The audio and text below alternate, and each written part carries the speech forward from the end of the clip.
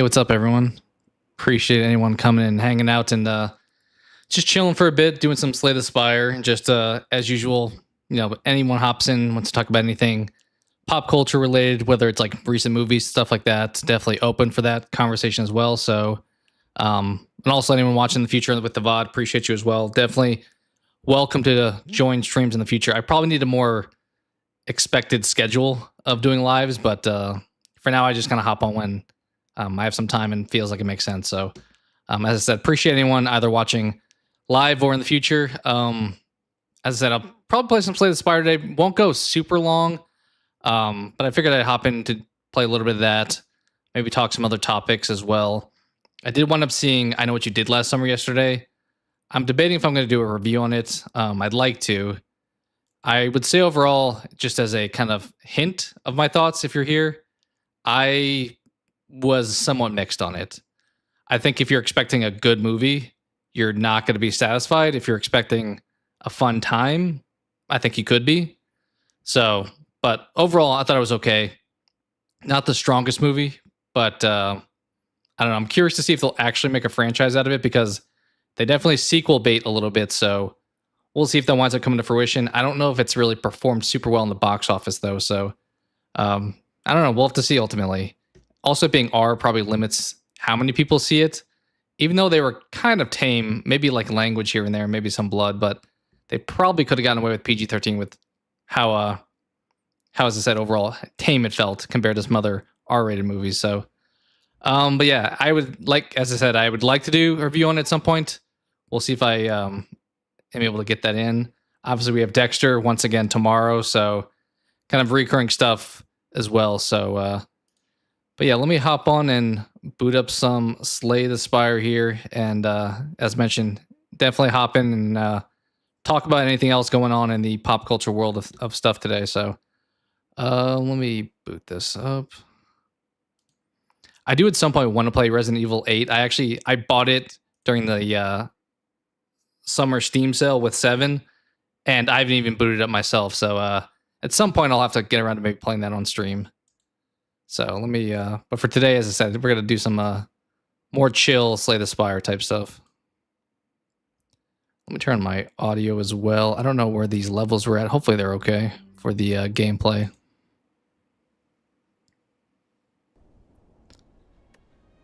All right. Let me make sure. Let me switch over to gameplay. As usual, we'll get a bit of a delay with Slay the Spire popping on screen here.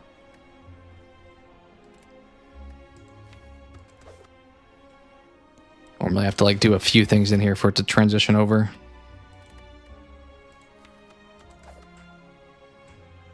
Maybe there we go. It always takes a second for this game for some reason. Not really sure why. Let me check audio levels seem like okay, maybe a little high. I'm turned down slightly, but they're probably okay where they're at for the actual game.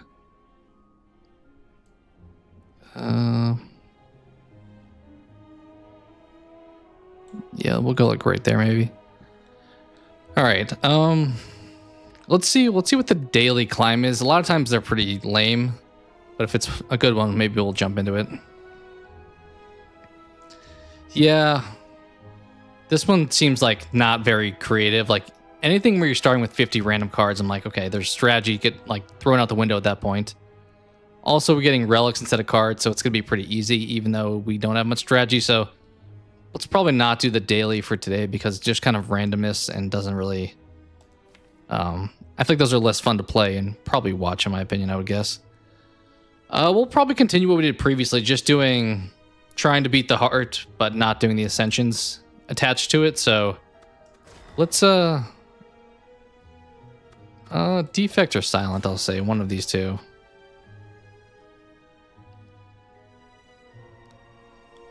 We'll go with, honestly, let's go with the silent.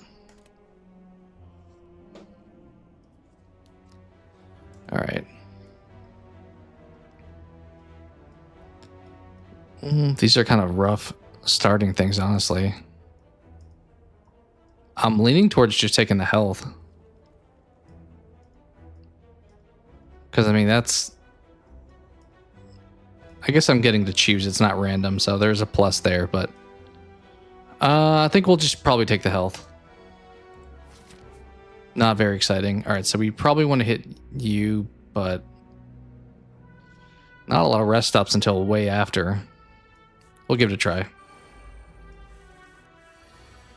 All right, you're both attacking me.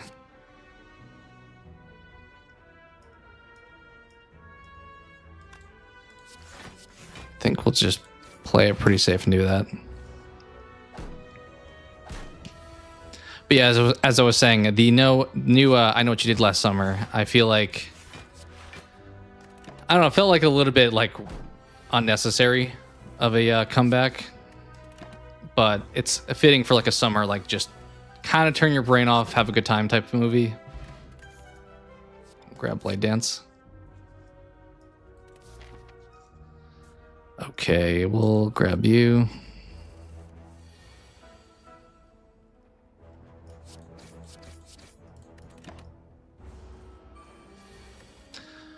What's up, Brian? Good to have you here, man. As similar to last time on live, doing some Slay the Spire, which I don't always do, but you caught me the last couple times playing it. But hope you're having a good day thus far.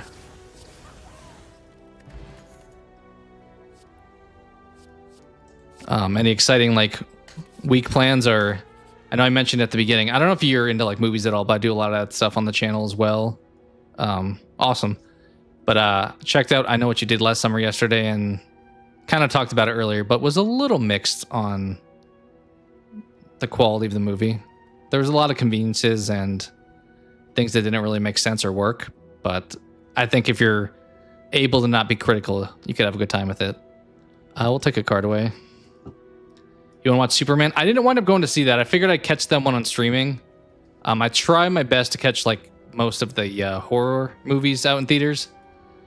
Superman, I've been kind of superhero like fatigued out at this point, but honestly that was one I had interest in because I mean DC's been a little bit like lackluster and Superman's not really been used super effectively, so I've heard great things about it. All right, we'll take a block away.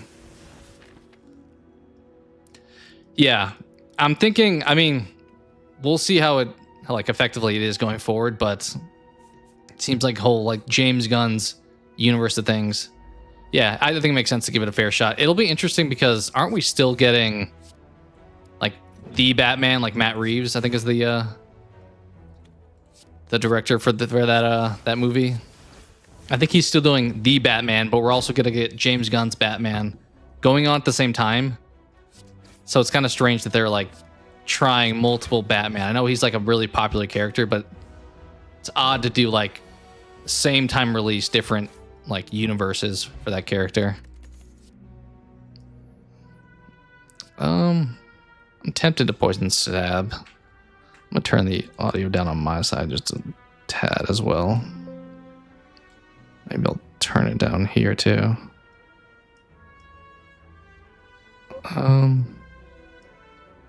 Go like right there maybe. But yeah, I agree that it's something new, so it's not necessarily the same stuff.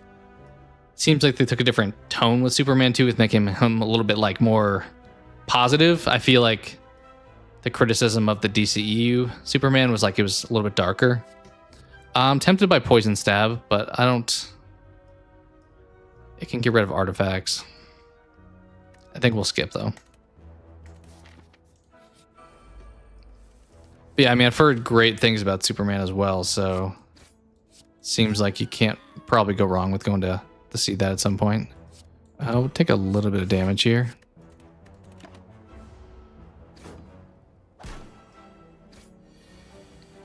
They also have what Fantastic Four just came out, so that one's more traditional like Marvel stuff, so you kind of know mostly what to expect there, I would imagine, but I think most people, it seems like, have liked it so far.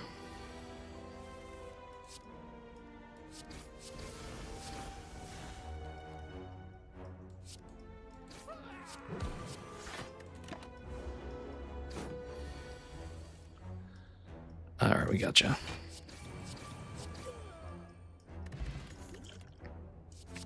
Yeah, I feel like since like probably Infinity War, I've been a little bit like checked out with the MCU type of stuff. This Saturday you have to attend a picnic fundraiser. Have to attend sounds like you don't want to, but maybe it'll be a good time. This is gonna be a tough fight. Should we just... Yeah, we'll do more damage while we can now.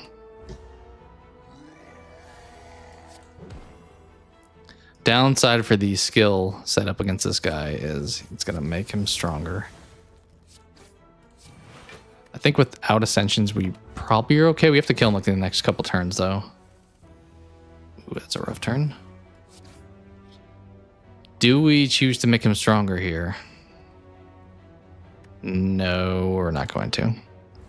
Should be a good time. I mean, that's fair. Sometimes it's like good to do that. I think I've done that recently where it's like, I'm going to make this commitment, even though I'm not sure I'm going to want to do it later, but you're like locked in. So you're like, I have to go now. But then you wind up going. You're like, actually, that was kind of fun. So I get it, like locking yourself into a thing, but still wanting to want to do it at least. Okay. I don't know if escape plans are really worth picking up.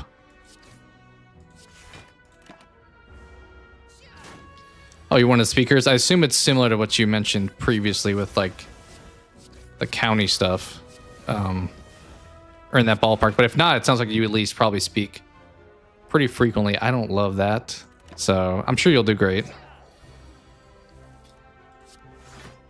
Okay, we'll just block. Yeah, as I said, since you've seemingly done it plenty, I get being nervous. I feel like that makes sense a lot of times when you just... Even if you're like well practiced, I feel like athletes still get nervous when they play like games and stuff, just because you do it a whole lot doesn't mean necessarily gets less that way. I have so many. I don't think I've ever had 3 escape plan cards. That's probably going to be rough if I face off against the time eater. Let's hope we don't have that.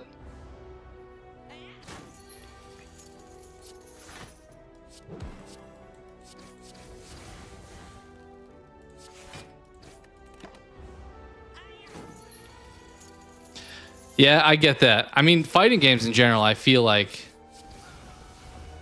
it sounds like you're probably in that echelon, but I feel like when you play those, I kind of want Wraith form. We'll grab it. You are expected, like the people that are consistently playing that are top tier. We'll grab this for now. So I can imagine that those people are still like super good at the game, especially since I'm assuming it's like rank based. So if you have a good record, I'm assuming you're playing people that also have a good record. I have kind of a weak hand so far since I don't have shivs that are like any better than just basic 4 damage. Dump a strike.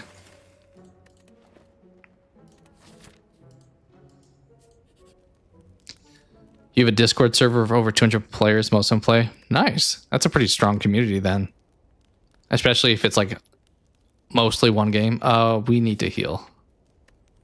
Yeah, not even a question. Is that... I'm assuming that game's still going strong after Sparking Zero came out even. Yeah, we'll take you out. Because I feel like the gameplay style is different enough that people probably can tolerate both. Like, I imagine Xenoverse 2 is probably a little bit less played after Sparking Zero came out, because those are like 3D arena fighter type of style, whereas Fighters is like the 2D side-scrolling combat style with like Mortal Kombat or that kind of stuff, Marvel versus Capcom. Once again, I'm tempted to grab this, but if I get the time meter, it's gonna be a bad day. Dagger spray, we need something that hits everybody.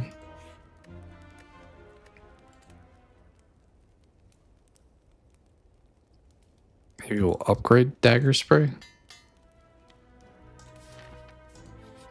But I mean, that's impressive to get that many people. I know that game has kind of a strong following, so that makes sense.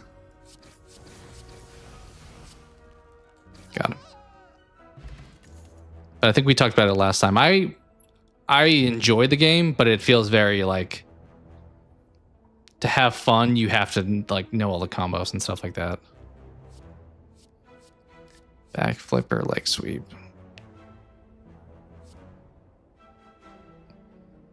Yeah. Can we afford not to heal here?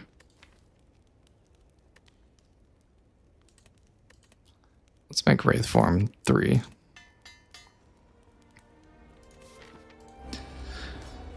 I would live stream TikTok and advertise Discord on there. Okay, that's sounds like good promotion then.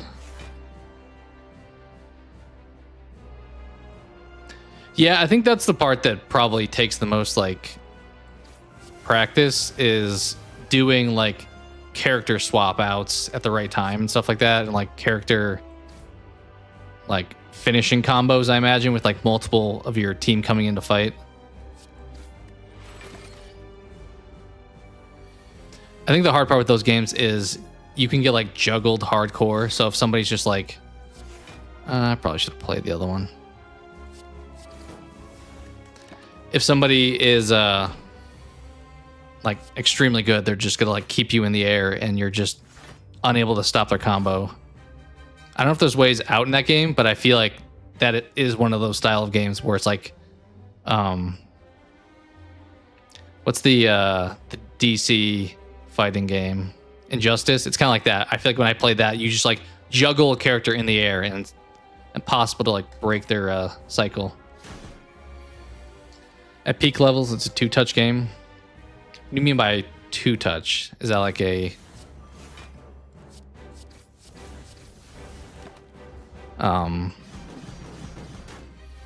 button selection? They were I don't know what TOD is either. We'll do that. Okay, yeah, that's what I'm saying, where if you get caught with one of those things, it's like, well, good game. Start over now. Yeah, we'll do that. Touch of Death, a combo takes 100% of your health. Wow. Yeah, any of those where it's like, once you're stuck, I feel like I had a harder time like enjoying those experiences. We're probably going to take some damage here, but maybe we'll have to play one of these.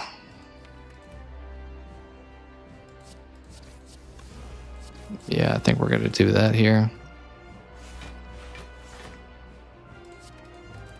Probably play the Wraith form here soon too. They're at 100 health. Maybe not this turn, but pretty soon here. All right, there's no point in doing that because we can't hit him anyway. It takes a lot of meter and skill to pull off. Usually, very rarely you'll see it early match. That makes sense. And I assume they probably, as I said, have like a ranking system to where like you're only going to get matched up against somebody who is experienced, so it's a little bit more fair. Like base Goku is your final character with 5+ meter is a touch of death. They're just level 1, 2, and 3. Okay. Wraith form here. I mean, we don't need it per se.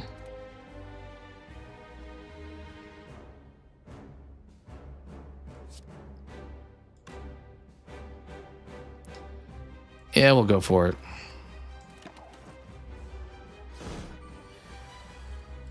Yeah, I never got super into fighters, even though I'm a big Dragon Ball fan. Yeah, the is the one you're talking about, like the new it almost looks like Marvel v Capcom. Do that. They only had like 4 characters in that game, though. I think I remember seeing, or like 4 or 6 characters. So far, obviously, they're going to add like more down the road, but I thought they only had so many thus far. If that's the game that was at Summer Game Fest. 2 times KO looks neat also. I don't think I know that one.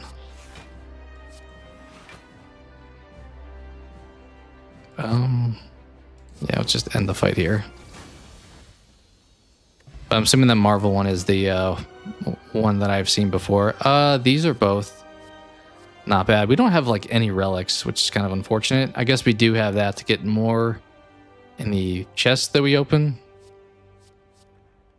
I think we have to go here, even though I want adrenaline. Okay. These are all not bad.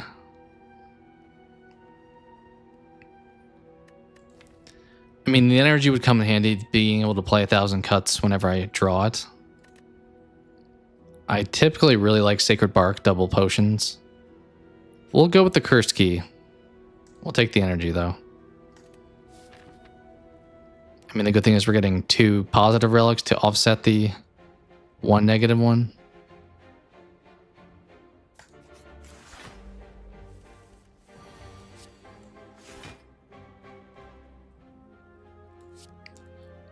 Are fighters mostly what you play, Bryant, or do you dabble other? I know obviously indie's probably one I would imagine you. I guess indie's not really a genre, but what kind of other game types do you like, or do you typically stick with the fighting ones? I know I made a post. Was that only yesterday about the new Hellraiser game that's going to be coming out? That's seems interesting. I'm going to be like hesitating until we get like more information on it, but had a strong first trailer at least.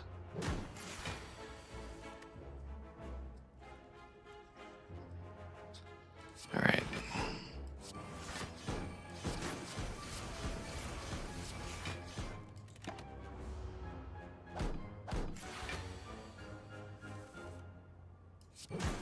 Okay, we got this guy.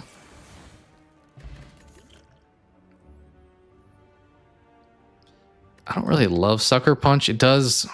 I mean, we already have Leg Sweep. I don't think we need the extra weak. Yeah, Choke always just costs so much, but we do have the extra energy too. Also, I'm just now realizing Choke really works well with shivs. I don't know if I've ever really put that together. We'll grab it. I don't normally ever pick it up unless it's just like given to me accidentally, so. And we'll try it out right off the bat. Wow, I probably actually could have. I kind of forgot that dealt 5 damage every time. Probably could have just gone for this guy and maybe beaten him. Let's just do this and see what we get. Neither of those are enough to kill him. Could do that and maybe get escape plans. Or not.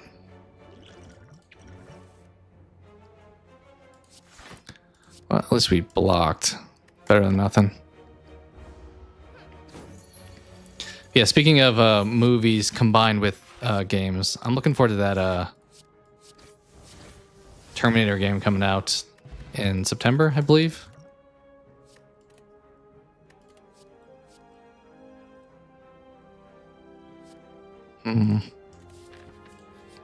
Debated picking that one up.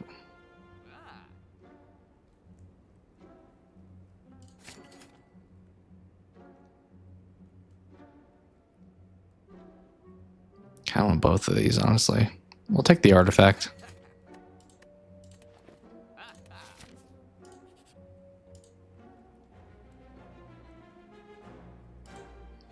This is always so goofy. I'll try to strike for a strike. All right. Okay, you're going to block you, but can I defeat you before you get the chance? 9 plus 18, 27. I think I can exactly.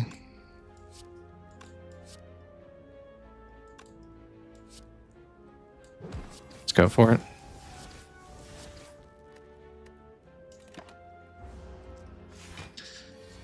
You've officially sold 10 copies of your game on Steam. Congrats, man. That's awesome.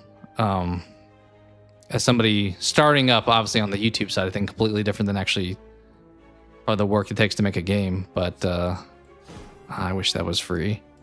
That's awesome to get progress on that. I mean, it's still pretty new, right? Didn't you put it out within this last month or so? So I imagine you got some potential for even more.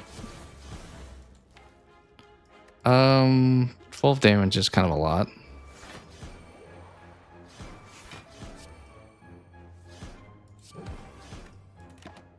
Yeah, that's what I thought. But that's awesome to get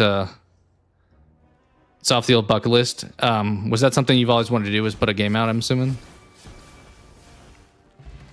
I'm jealous. I could not even fathom like the amount of work and I assume like maybe coding. I don't actually, it depends. I feel like a lot of stuff you can use assets for, right? Within like Unity. But yeah, that's awesome. That's a pretty sick bucket list item to knock off for sure. You go right here. Let's pick that up. We kind of need it eventually.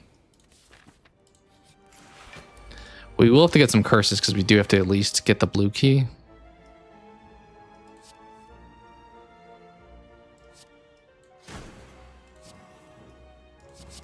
Yeah, I'm seeing the value of that. I don't think I've ever given it that much respect, but that does a lot of damage over time if you play that with shivs.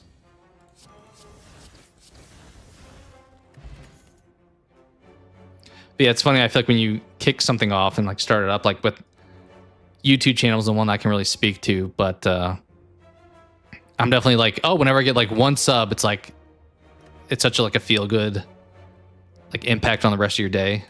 Subsequently, if you lose the sub, it's kind of a bummer, but that's how it goes ultimately, especially when you kind of cover a variety of stuff like I do. So never gonna please everybody, but ooh, can we? That's not really worth. Well, I guess I could play it.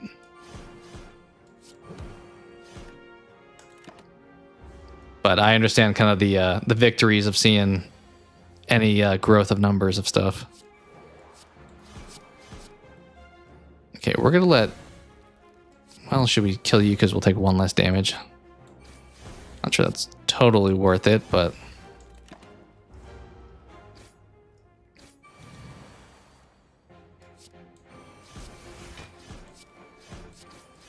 Okay, one of you should at least be gone now.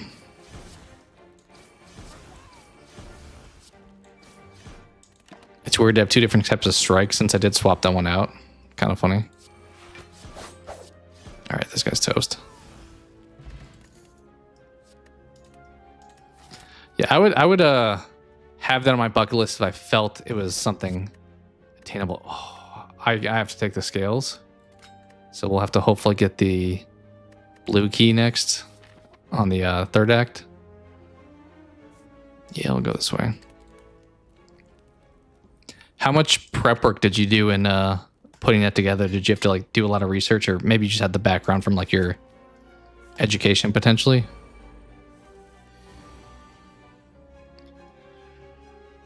Wraith form, when do I want to play you? Problem is if I play that now and then terror, we're going to be in a world of hurt eventually. I think we're going to wait. I really need to make terror free, honestly. He has so much health. Block a little bit of it. He worked on software stuff plus school. You made it in JavaScript. Okay. Is that common? I'm not like remotely in the know when it comes to what do you want to do here? Honestly, I think you into you into you. Yeah, okay. I need to sell that curse when I can. Alright, we need to just destroy this guy. If we drew Wraith form, we're probably not going to. I'll say next turn that would be a good time for it, but probably not going to happen.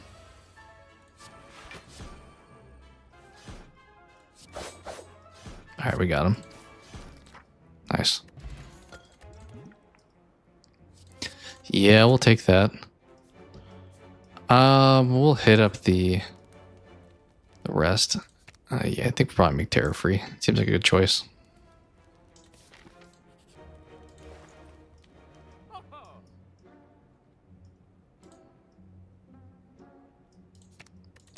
Yeah, I was tempted by footwork, but can't buy it now. Had to get that curse out of my hand though.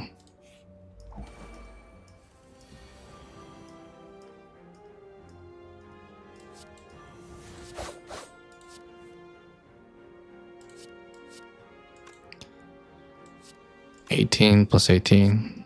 Yeah, that kills him.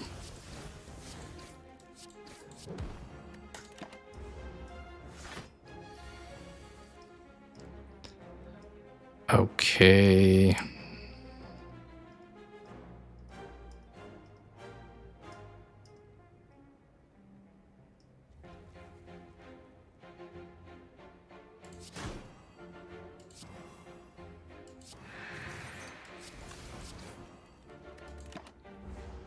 Probably dead this next turn.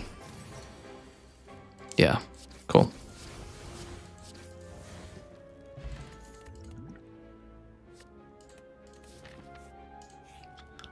Yeah, we heal here, because if he's got some...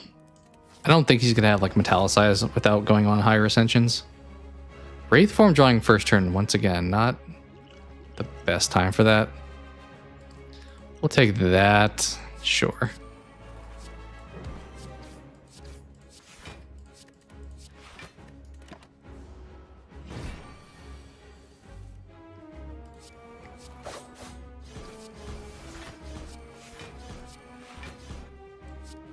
Back to back escape plans there. Okay, the problem is he's going to shake that vulnerability off in phase 2, but let's see if we can hurt him pretty bad before he gets to that point. And always play everything now because we have that, whatchamacallit, 1,000 cuts.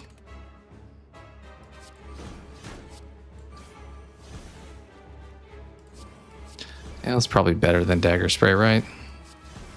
I'm attacking one person, so I would think so.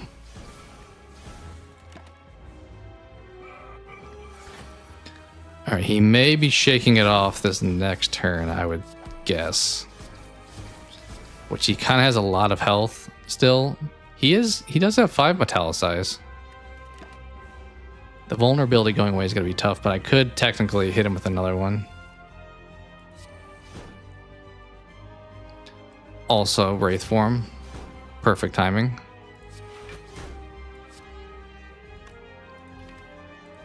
Yeah, we'll use it. Why not?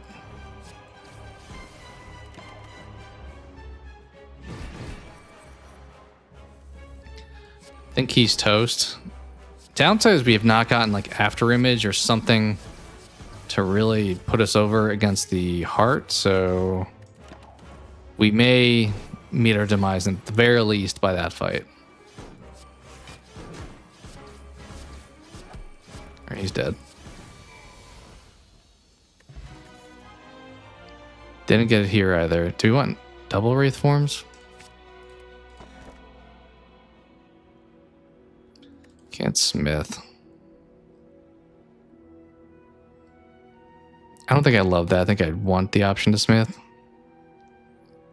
I think we're taking this guy.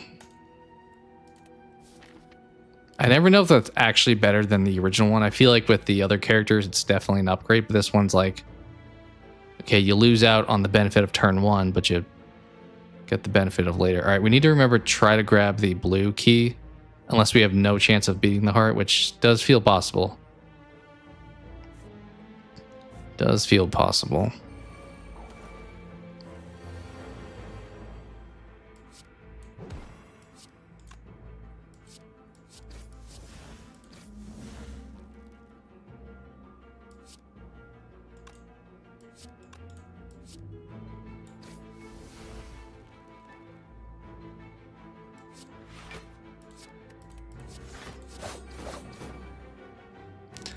I wasn't sure about the math on that one, but it did work. Yeah, we'll take Wraith form. Don't have any block, but he's only hitting me back for 1, so is that worth? Sure. Maybe shouldn't have, because we do have 2 more turns of that, so I could have used it at a better time, but that's alright.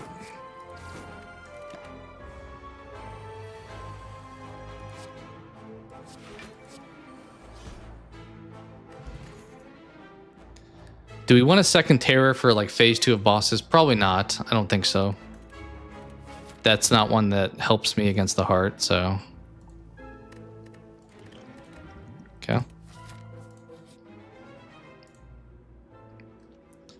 We'll just transform a strike, I guess.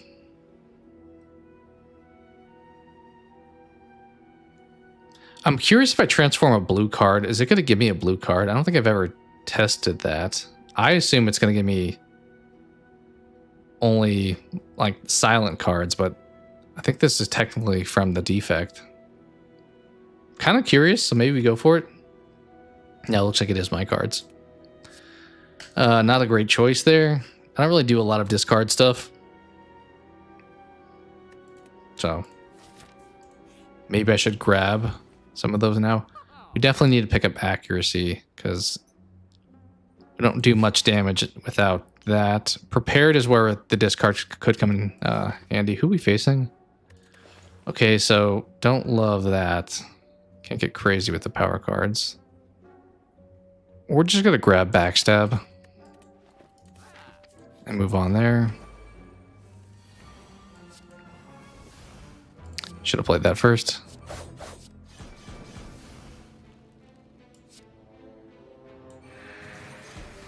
Okay.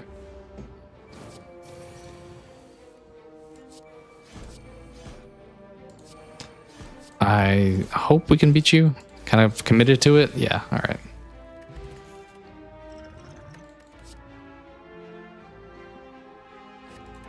I think we're going to be in big trouble when we can't manage to fend off the hearts attacks. We definitely are lacking the block territory.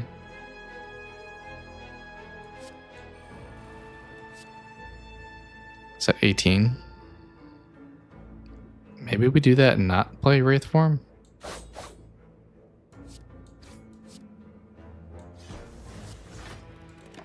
Okay. Here's the downside, though. I should have played that first. Yeah, we'll do it now.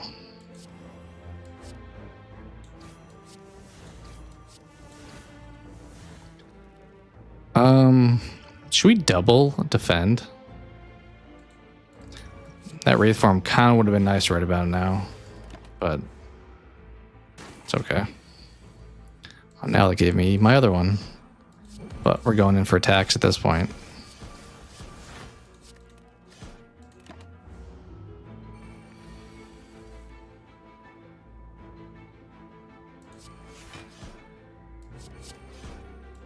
Alright, we're just going for this guy.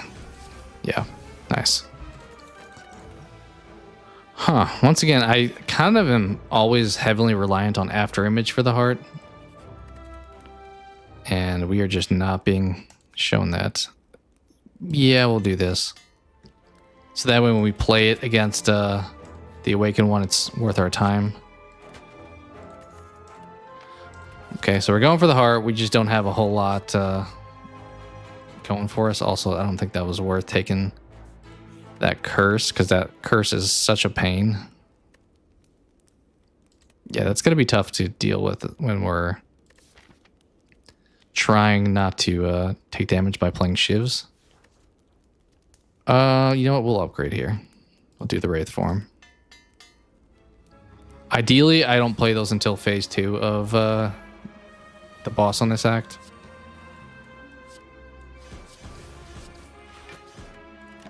Okay, I need to remember I did pick up the fan, so that's kind of a nice bonus there. We'll do this, why not? Since we have that card in our hand.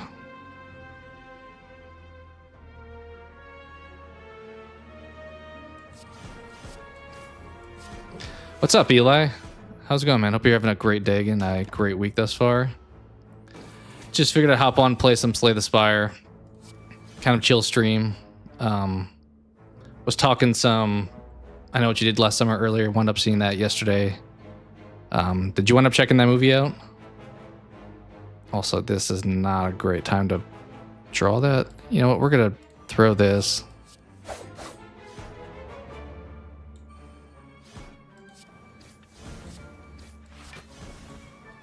Yeah, we're just eating damage. I don't know. We should maybe just stop because... Well, I probably should have played Wraith form, honestly. Yeah, we're going to end our turn there. The new Hellraiser game, how did I really drew that again? That was like the worst luck ever. I am probably going to wait to see how the like first impressions are. We're also getting just crushed this turn. That pain is really kind of biting us. But I'm at least intrigued by it. Do you think you'll wind up picking it up?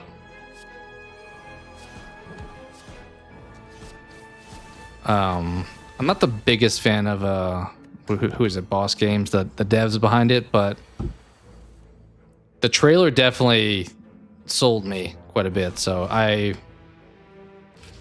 we'll go for it here. I am quite interested based off the trailer. And it's kind of nice not doing like the ASIM horror thing once again. Yeah, I've been able to see it, but I'm pretty sure it's not missing much. Yeah, that was kind of my thoughts. I'm debating if I'm going to wind up doing a review on it, but since like you're here in stream, if I was giving like a rating, I'd probably say 5 out of 10. Like, if you're being very critical, you're going to really dislike the movie. If you're willing to just say, hey, I'm going for a fun, like goofy time, you're going to have a better enjoyment of it. But there's a lot of scenes where it's like, that doesn't make any sense. I'm thinking finisher here. Caltrops I kind of dig as well against the heart. But doesn't do much for me against the awakened one.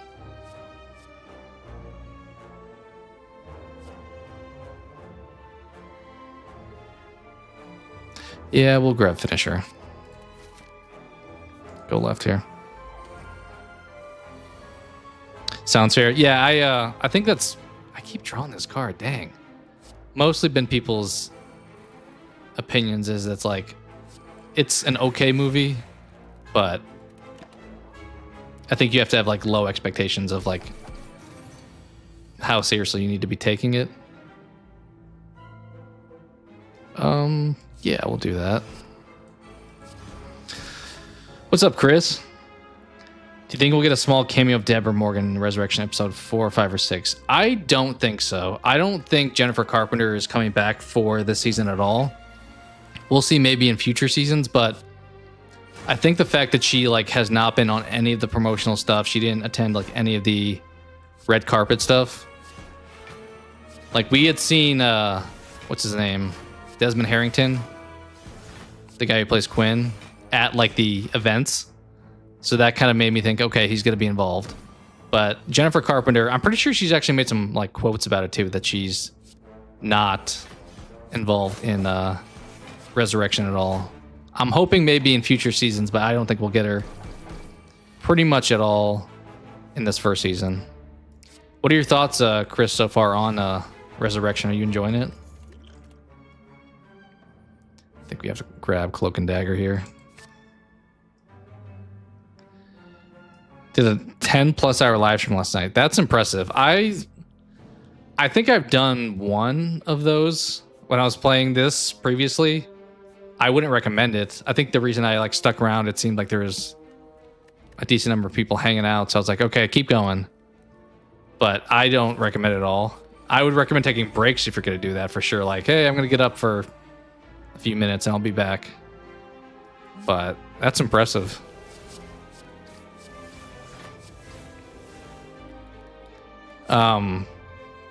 Was it on? Because I know he does mostly like movie stuff, right?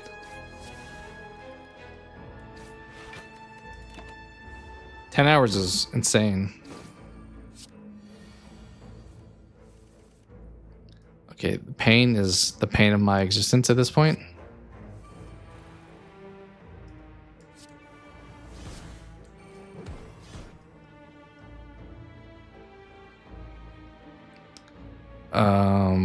We're just going to skip, I think. Whenever I draw a pain, I feel like I shouldn't play anything. You load the first 3 episodes so far, Dexter's first kill in episode 3. You mean with, I mean, I feel like we can get into spoiler territory here in this conversation.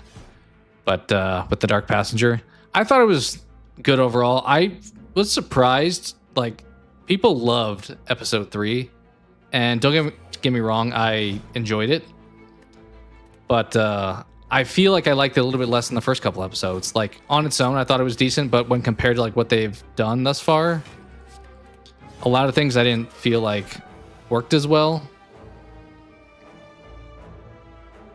Like, they finally gave us the cameo I was hoping to get, but it felt like a little bit out of nowhere, just for kind of the fan service.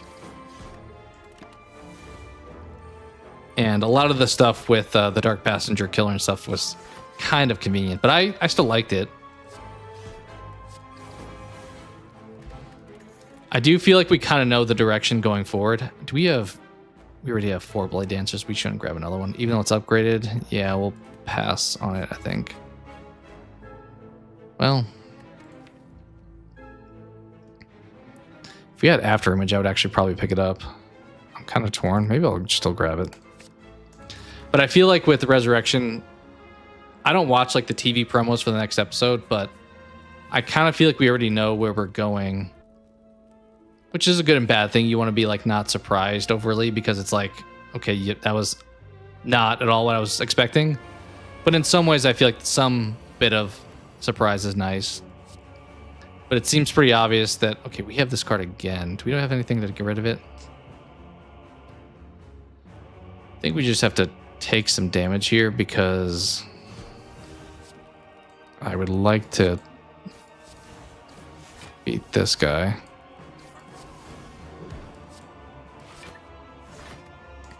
But with him like grabbing the note from the Dark Passenger at the end of the invitation, it's like, okay, obviously you're taking on this persona now.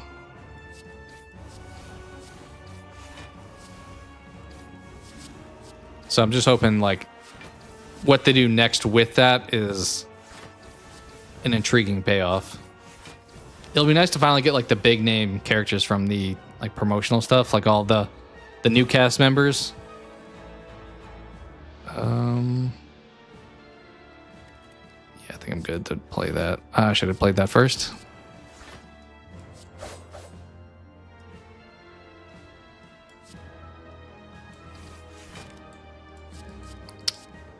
Kind of forgot I only had 1 energy there. Well, we may not be winning this this fight.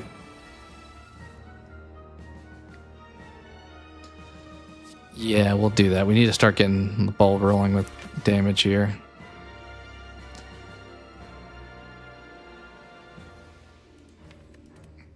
I don't think we need leg sweep right here. I think we're going to go for some damage.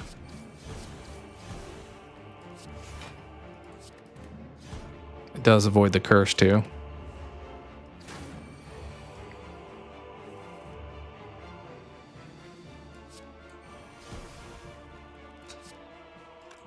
Yeah, we'll start popping Wraith forms. We need to beat this guy like ASAP so that that doesn't wear off too quickly.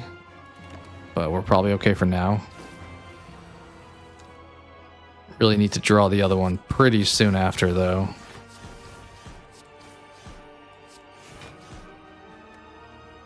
Yeah, he's going to be back to life. Oh, that would have been nice to beat him on that turn. Let's do that. Okay. I will say I'm definitely... Oh, come on. Give me that now. I'm definitely digging Harrison a lot more as a character thus far in the season. Oh, actually, what am I thinking? Should have done that right away. And I kind of expected to. I think that was something I talked about in my season launch conversation, where like what I was hoping for, that Harrison got kind of his own thing, not doing the like angsty teenager thing anymore and having his own independent story. So it's kind of nice that they're doing that, and he's definitely more likable as a character, which I think that they were very intentional about making that the case.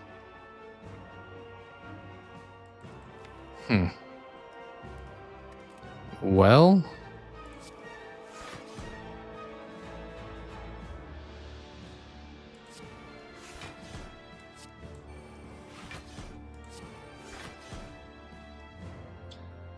Yeah, I think we just stop there. We're probably not beating this guy even. I kind of held off on my potions, but... Okay, we have to pop Wraith Form here because we don't need it to survive this. But we're kind of setting up the next turn.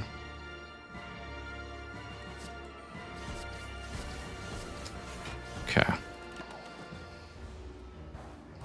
What's up, JDev? Hope you're doing well, man. Thanks for being here. Yeah, Deb doesn't feel like she's gonna have any surprise appearances. I think they've kind of publicly made that clear.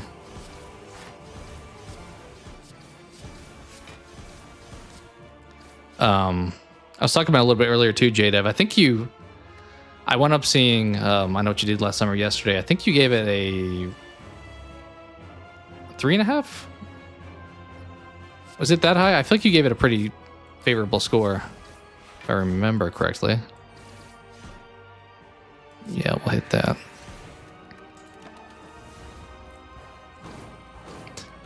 But I've talked about it a few times on stream already, but I had an okay time with it.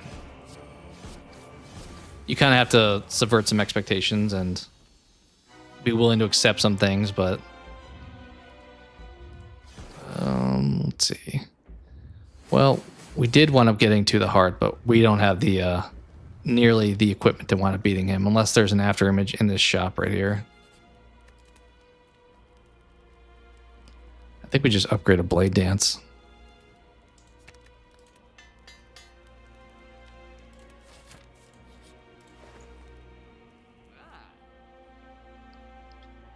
Well, can raise our health.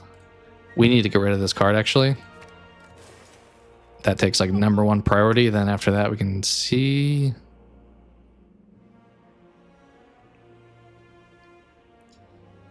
Draw 3 cards is probably the pick here.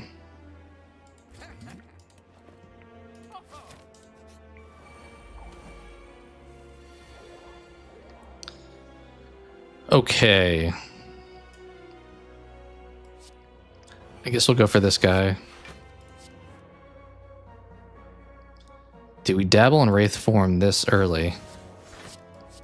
I mean, we will get a second one, so I think we go for it. Sure.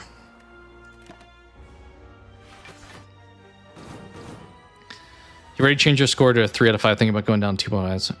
Yeah, it's definitely one of those movies where it's like, if you're okay with accepting stuff, like it's kind of a summer turn your brain off film where it's like, it gets very silly. You get scenes where it's like that character was being attacked and then suddenly they're the one doing the attacking when we see them next. And then a lot of goofiness with a lot of the dialogue and stuff like that. So it's definitely, my opinion is it's not a good movie, but it can be a fun movie. Do you think we'll get more of Quinn and Angel? Yes. Or Quinn and Angel and Masuka. For I mean, obviously Angel. Angel, I think, should be in the next episode. I've kind of assumed all along, as I said, I haven't watched any of like the promotional stuff, but I've assumed all along that Batista's going to meet up with Harrison first because that's the car information that he looked up is going to be leading him to Harrison. So I think that they're probably going to be meeting up soon because we had Batista wind up taking his like retirement and going to do like the, hey, I'm going to track down Dexter and all that stuff. I think he's going to wind up meeting up with Harrison, and maybe he's the first one that tells Harrison that Dexter's alive. We'll have to see with that. That could be kind of fun. But either way, I think plenty of Angel left this season. Quinn and Masuka. JW, you're saying he's at least in one more scene. Do you think this season? I'd say that we're definitely getting more of Quinn and Masuka. I'm not positive if it'll be this season. I mean, we are only at episode 3 thus far, so we have, 7 more? So plenty of opportunities to find more of them. As long as it makes sense, I'll be good with it. But yeah, I say we definitely see those 2 more. I'm just not exactly sure like how soon. I think it'll be a little bit before we have that take place. Maybe I should have sent that over here because this guy's already vulnerable.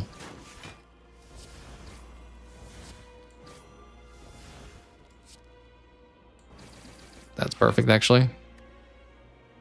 Although Wraith form, I just realized we did not play, so we're going to be in a world of hurt against this guy, unless we take him out really quickly, but yeah, next turn's going to be bad. We'll see how that goes. He's in at least one more time this season. Okay. I mean, that makes sense because he did the whole like red carpet stuff and stuff with the cast, so it'd be weird if he wasn't in it, I guess, a decent amount. Then again, we did have, I mean, kind of spoiler for the, I know what you did last summer, but we did have Sarah Michelle Gellar at the promotional stuff for that, and I wouldn't say she was a prominent part of that movie. What's your thought on Angel? I hope he doesn't die. I think there's 0% chance that Angel dies. At most, they would have Angel die, then Dexter like realize what he's done, and then turn himself in or take himself out. But I think even that's a bit of a stretch. I think Angel's kind of like the White Knight of the show. I don't know if they'll actually do this. I don't know if I want them to do this, but he's definitely being pitched as like, when Dexter finally gets taken down at the end of however long this goes, like 3 seasons or whatever, they're pitching Angel as being the guy, in my opinion. I'm fine with them doing that if they do it in a like creative way, but I'm definitely getting breadcrumbs of that at this point. Probably take backflip. We have 0 block, so better than nothing. Yeah, we're gonna be in trouble this fight.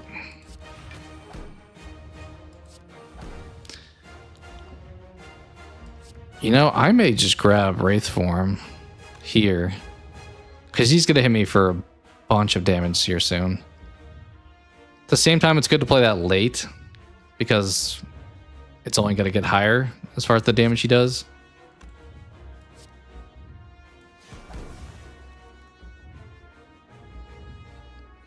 Maybe we wait. The problem is we have a lot of cards, so if we don't redraw that, it's going to be frustrating. But we'll wait because we can do a little bit of damage now. Okay. They showed a trailer after the first 2 episodes where they show Quinn in the background of Miami at least once. Okay. Yeah, Angel's definitely feeling kind of the, here's where I really wish I had Wraith form. Please give me another one. We did not get it. Yikes. We don't even have enough energy at this point, so no point in trying to find it. I kind of forgot that was going to be 2. We're so dead. But it's cool to see that it sounds like Quinn, yeah, is definitely coming back then. Problem with playing this and accuracy is he's still dealing 12 damage. But it feels like a mistake to not play accuracy.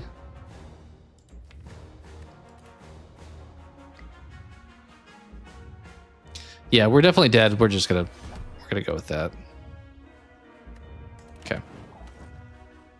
But that's a good comparison. Hopefully he doesn't have the same outcome as Lundy, because I don't know, I feel like they kind of did Lundy a little bit dirty in the original show.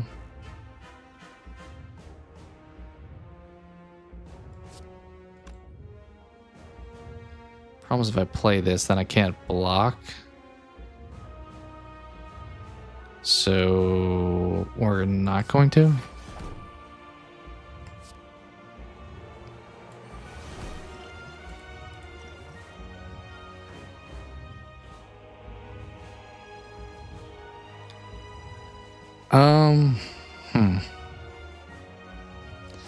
Yeah, we'll do this. Should we play this now? I think we're actually gonna probably max him out, so I don't think we should.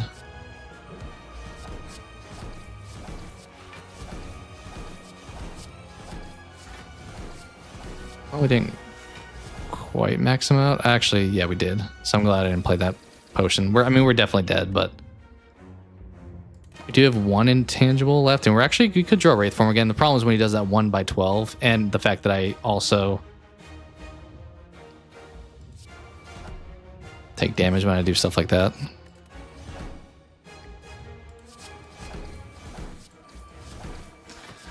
There is a slight chance here of success. Honestly, Wraith form would be huge next turn, but once again, he's probably going to be dealing a lot no matter what. Yeah, Lundy, I feel like... Ooh, yikes. We are toast once I get super lucky and just random draw into Wraith form here. We did not. We're dead. We are dead.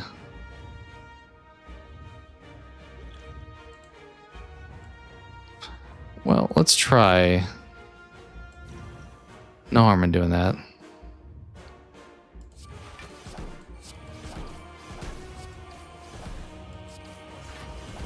I think we're actually going to get very close, but not quite.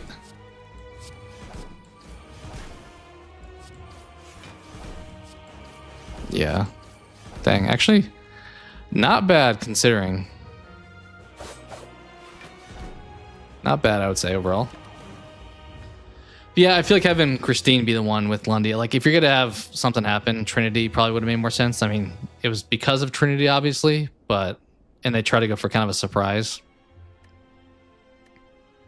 But I feel like that was just kind of intended to traumatize Deb. That was really the point of that whole scene.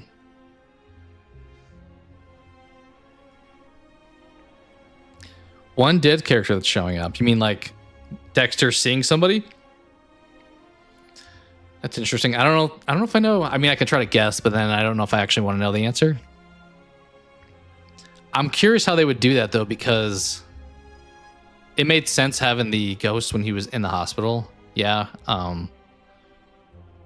But when he's not in the hospital, why would he see ghosts? Although, well, that wouldn't make any sense. I was gonna say you could have like Harrison seeing the ghost of the coach from New Blood. Do I think we have a satisfying end this time for Dexter Resurrection? I'm gonna be optimistic and say yes. I think because they know what fans really wanted to start off this season and kind of how they pivoted away from New Blood. I'll say yes. I'm curious really what they can do though, because we've done the Dexter dying. We've done the Dexter isolating himself. Really, the only thing left is for him to get caught, which if they continue down their path, we'll do some defect here. If they're going down their path, having Batista catch Dexter is like a third option there.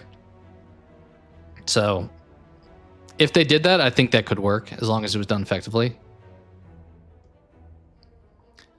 Yeah, I would agree. At least 3 seasons makes sense. I mean, we've already seen the numbers of like the premiere for Resurrection, and they like are astronomical, it sounded like. So there's no reason for them to end things anytime soon, especially because it sounds like Michael is like wanting to be back and really enjoying this again. So I don't see them ending things for a few seasons at least.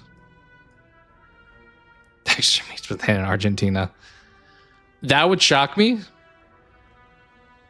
That, I mean, I guess if Angel gets really close to him, he needs to take off and flee the country. That was the original plan in season 8. I will take the easy choice, although I didn't look at the map here. But you liked Christine Hill? I thought she was okay. But having her kill somebody like Lundy, like, I feel like Lundy, as far as like iconic Dexter characters, like up here.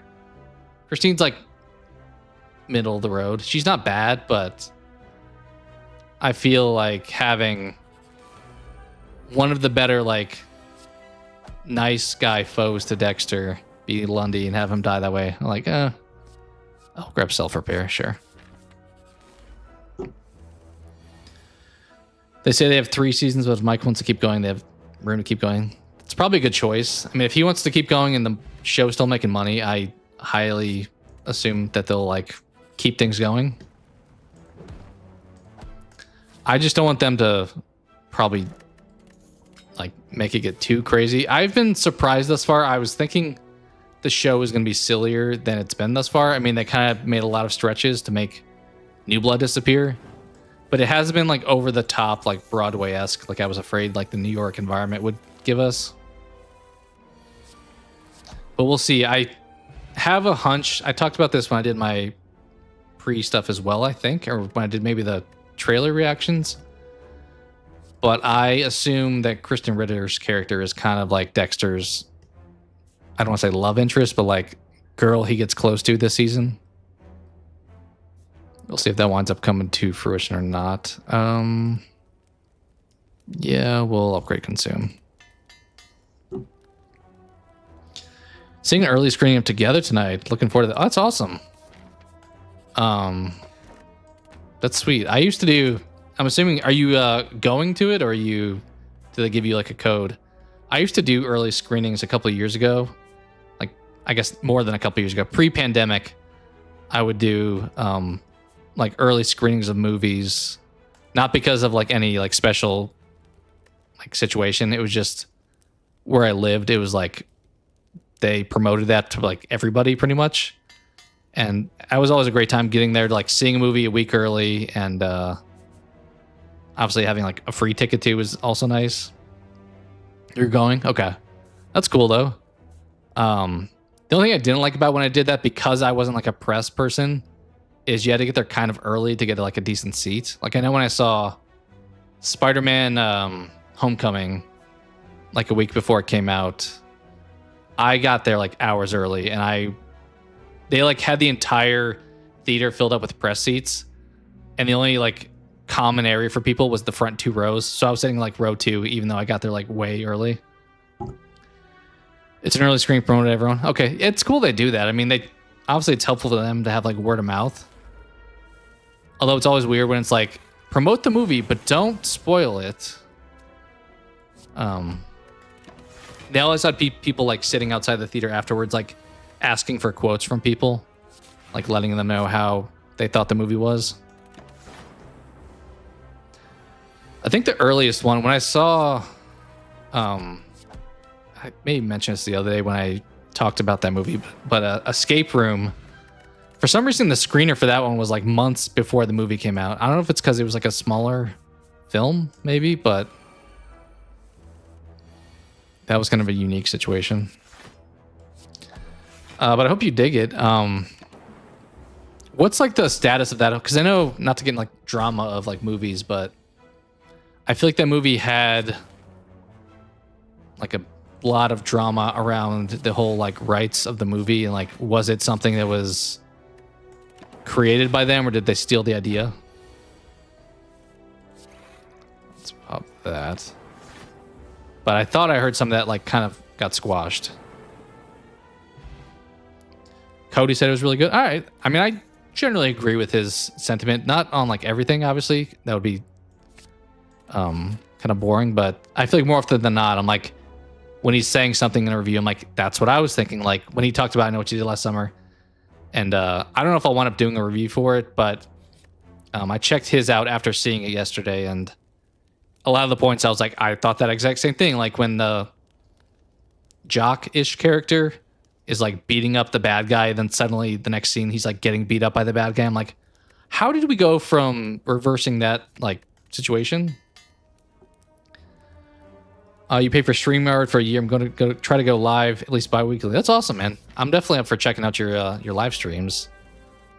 I try to as well. Obviously, I'm always conflicting like what to have a live stream about, because obviously probably most people that are sub to the channel don't care about like Slay the Spire gameplay, but I'm kind of more so doing it as like an activity alongside just chatting. So that way, if I'm like talking about movies or something, it's not like dead air if nobody shows up, for example.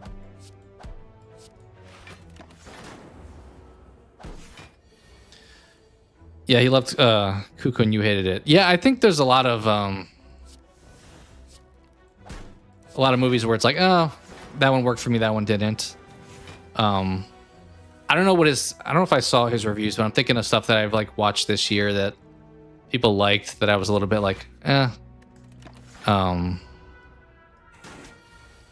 But like Strange Darling is one that came to mind that I was like, that was a little overhyped. Or it wasn't bad, but Companion, I was like, I was hoping for more because I saw like really great reviews for it, but it was still okay. You just got the final list, but I haven't seen Cuckoo JDev curious. Maybe I'll wind up checking that one out. But it sounds like you were not a fan of that one as much. You just got the Final Destination on 4K Ultra HD fiscal media. What are your thoughts on that movie? I mean, I don't want to like discourage a movie that you may have enjoyed, but if I'm being genuine in my opinion, the Final Destination I did not really jive with. You know what? We'll play that. I feel like of the Final Destination franchise, that's probably my least favorite. Just because it tried to do the 3D thing. I don't really love like the NASCAR opening. Some of the later scenes, like that's one where they're in the movie theater at the end, right? If I remember, it's kind of like all over the place. Or is that's not 5, the movie theater, is it? I think it was 4, where they're like caught in the escalator. But I thought it was okay, but it was not as good as the other ones, I'll say, is my overall thoughts. We'll do that into that. Have you, I'm assuming you've seen the Final Destination since it's been out for quite a while now, but I wasn't a huge fan of it, even though I liked the franchise as a whole. You liked Strange Darling Companion? That's fair. I mean, I think that was the consensus. That's why I wound up putting both of them on, because it was like, I think they both had like 90% or some pretty high review score.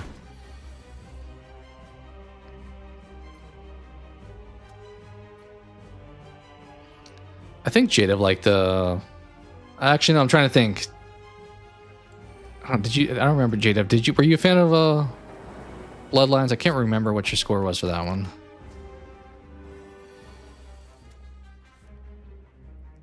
This is not a great turn.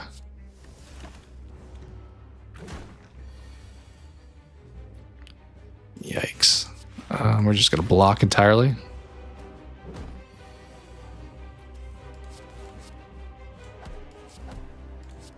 I think we're gonna like squeeze through this fight barely. Yeah, okay. But I'm intrigued by Together. I like what's his name? Dave Franco.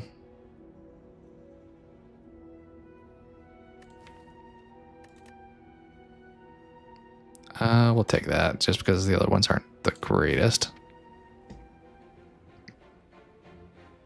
It seems like clearly like a body horror movie. One movie I do want to see eventually, but I don't think it's on streaming anywhere, is The Substance, which I've heard amazing things about, but did not wind up seeing it.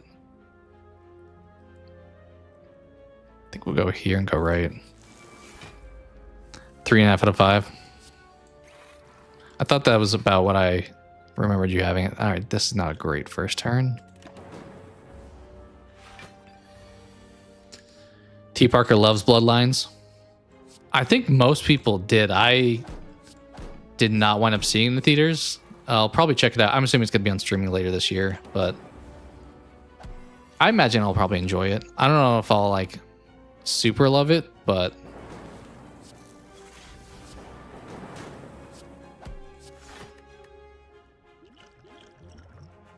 kind of wish I was able to beat you that turn.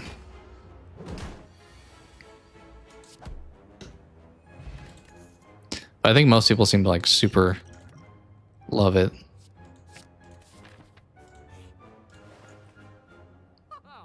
Probably grab capacitor. Is claw a good choice at this point? Probably not, so we'll pick it up anyway.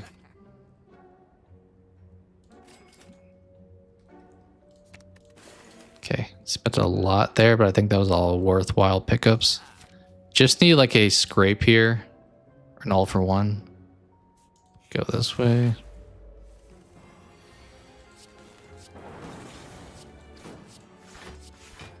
I'm trying to think what else is coming out this year. I'm trying to think of the trailers we saw yesterday. What was there? The Conjuring, Last Rite. We got a trailer for that. Stranger Chapter 2, obviously. What else did I see trailers for? Surprisingly, like the trailers that we got were not all like horror themed. I guess that's not totally surprising, but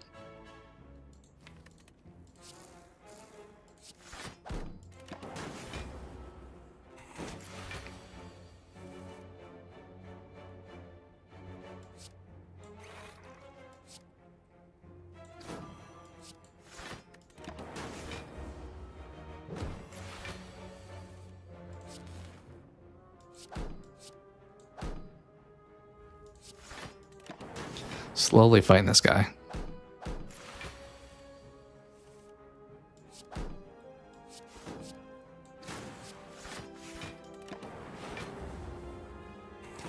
We need to get more like frost capabilities, I think, and then we'll be sitting pretty good against this guy. Is he just dead now? Yeah. There's probably not anything in theaters that I plan to see until like Weapons next month. And then after that, it's not a lot for a while, I think.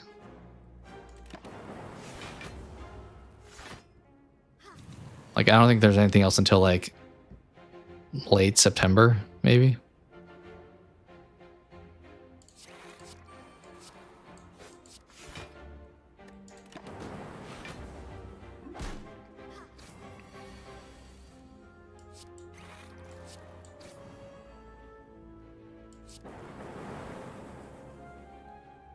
Yeah, I'll play everything there.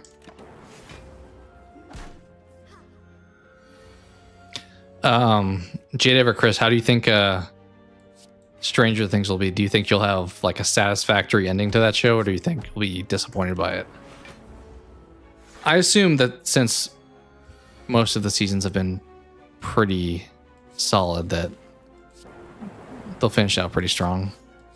I know a lot of people are like of the opinion that like Stranger Things is like so old at this point that they kind of lost the magic, but I feel like it's one of those things where as soon as it's back on TV, you kind of get resucked into that world. Like, it's easy to be like, oh, I don't really care about that anymore. But then I think when you do like watch it again on TV, you're like, okay, I'm back into it. You think it'll be good? Yeah, I feel like no reason to believe it won't be based off of the previous couple, or previous, I guess, 4 seasons. Don't think we need that.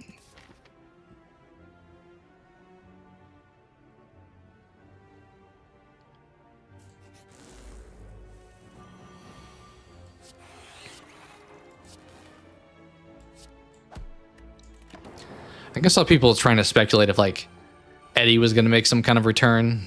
I know when it originally came out, like season 4, everyone thought maybe he'll come back as like some, I don't know, possessed entity now. Maybe like being controlled by Vecna. Which is not ideal.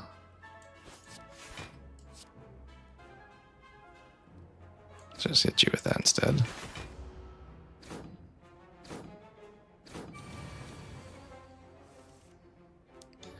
Steve better not end up with Nancy and also better not die. If you ask me to pick which one of those is more likely, I'm going to say Steve is probably more likely to die than end up with Nancy.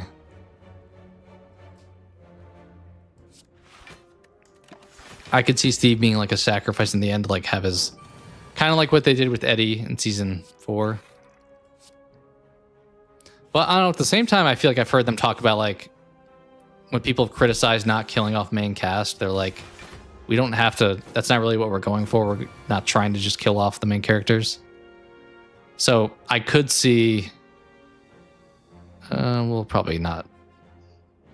Yeah, we'll play Consume. I could see them wanting to end things on like a happy note, so they may choose not to do that. But I mean, there's not a follow-up unless they wind up doing spin-offs, which I don't know if they talked about doing that. I have obviously like Squid Game kind of ended with like implying that show will have a spin-off, but I would be surprised if they didn't like want to do more Stranger Things.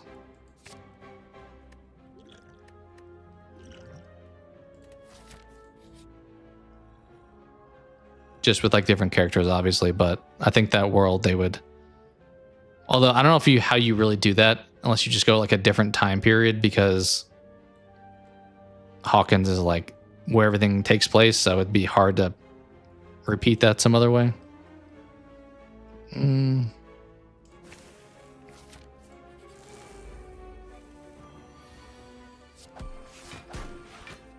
But I could see them doing like a 90s version.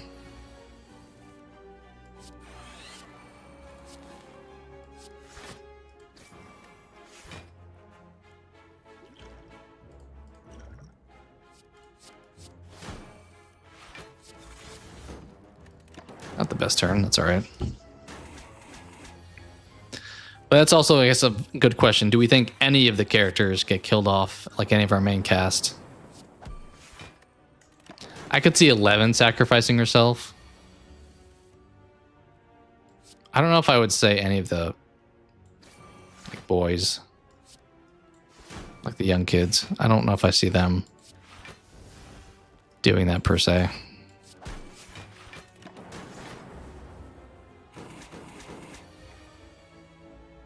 Jonathan may. I feel like people like rip on him so much because he's not as good as Steve.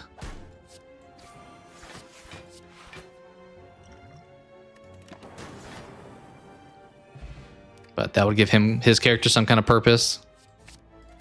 We just have 2 claws. Yeah, well, getting there.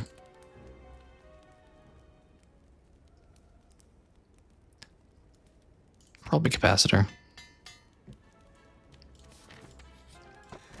I don't know. Obviously, I don't think I would prefer Steve to die, but since they don't plan to do more, like he doesn't need to be in a follow-up season. It's like the end of it. But he's definitely, I don't know, would I consider him my favorite character? He's certainly up there.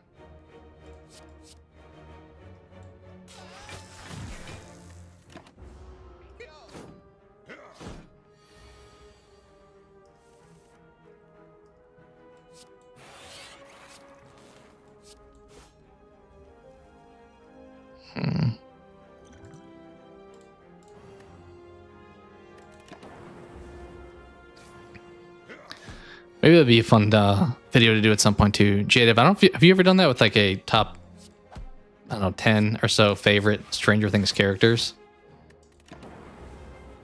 I know you've done Dexter, but Stranger Things could be a fun one too.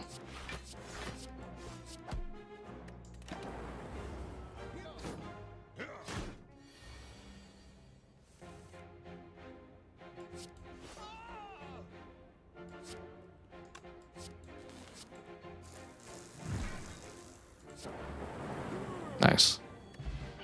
You don't think you have? It could be one to consider maybe as it gets closer to the launch too. Ooh, I kind of want both of these. We'll take defrag though. Do an upgrade. Sure. You may have though. That's fair. You have like what, like 2,500 videos, something like that.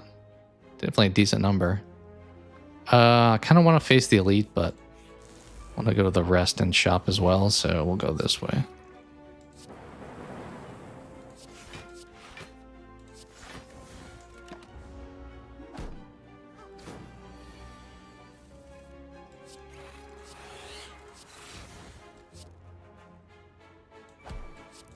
Dave Franco's not been in a whole lot recently, has he?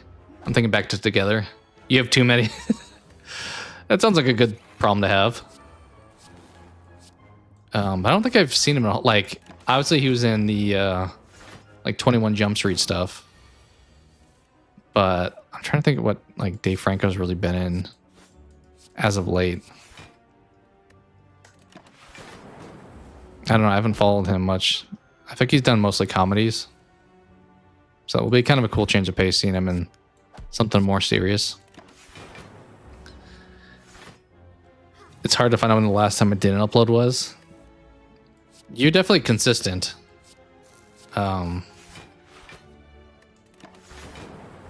That's probably, I mean, a good thing if you probably have had a upload every day for, I imagine, quite a while.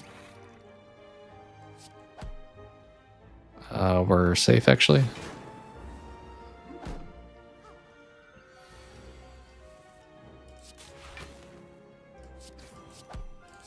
It's like the longest drawn out fight.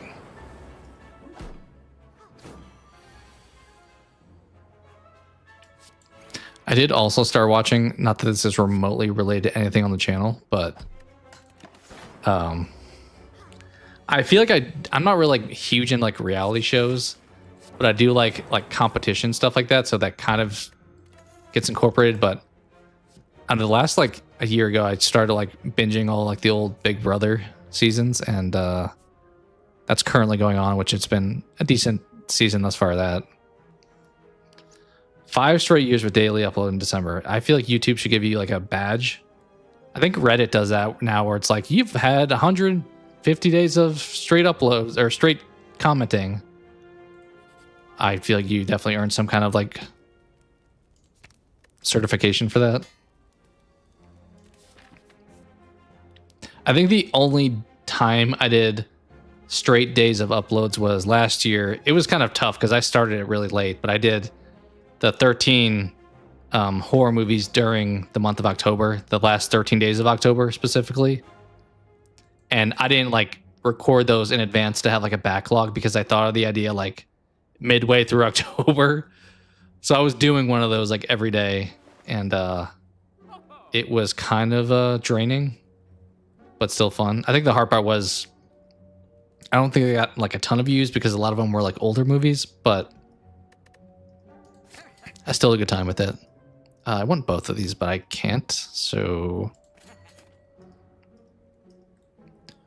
I was going to grab Claw, but honestly, defrag doubling up is kind of a good choice. We're still only on Act 2.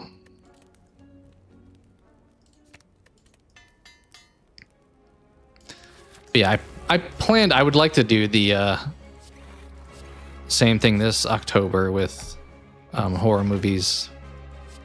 I'm hoping, though, if I do, that I kind of have some ahead of like schedule planning with it, so I don't have to crank out a ton of reviews super quickly.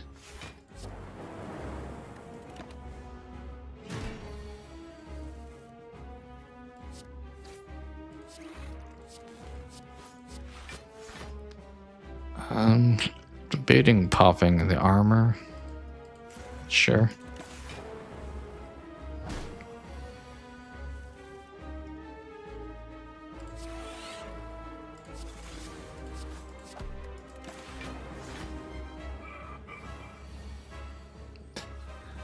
I think we'll be okay in this fight.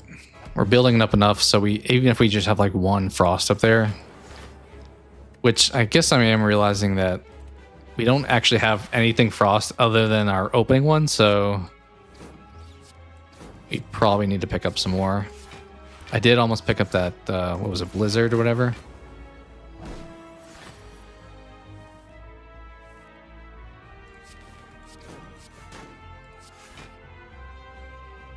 I don't think that's worth dual casting.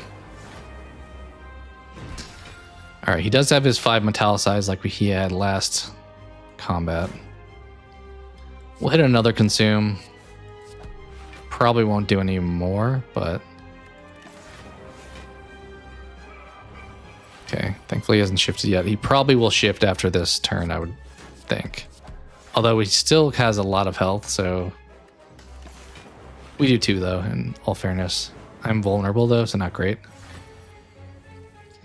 Yeah. Okay.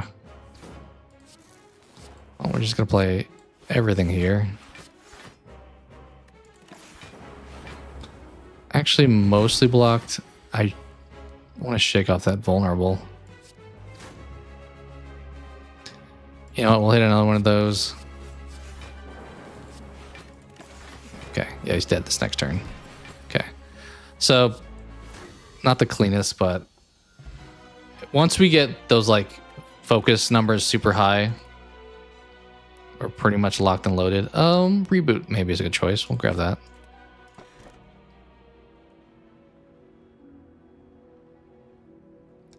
I think we take the busted crown. Don't hate these guys, especially if I can stumble upon an electrodynamics.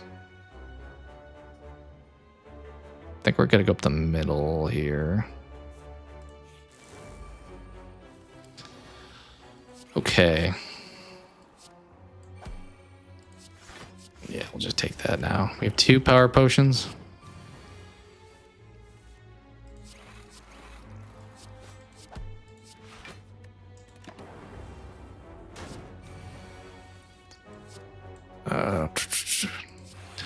Also, JDev, it definitely feels like you're finally seeing the payoff of all that hard work. What's your channel now? Like 10 and a half? think is when I last saw. Ooh, yeah, we'll swap those out. Another capacitor? Sure. Because we don't have any relics that do that.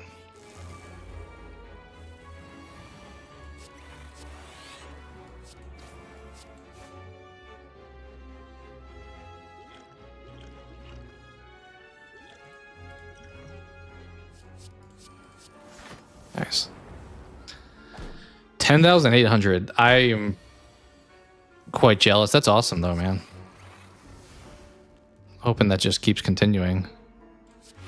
Should we play blocks here? Because we don't know what the reboot's going to give us. Yeah, that was probably the best choice we had.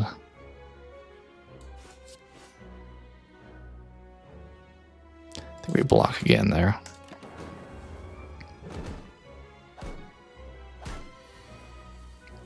But with a lot more Dexter left too, I imagine that's only going to continue.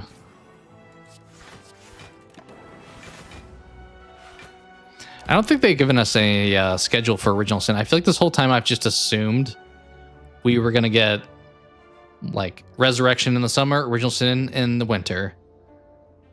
But in reality, I'm like, where are they at with filming Original Sin at this point? Do they have the amount of time to do that? We'll hit that twice.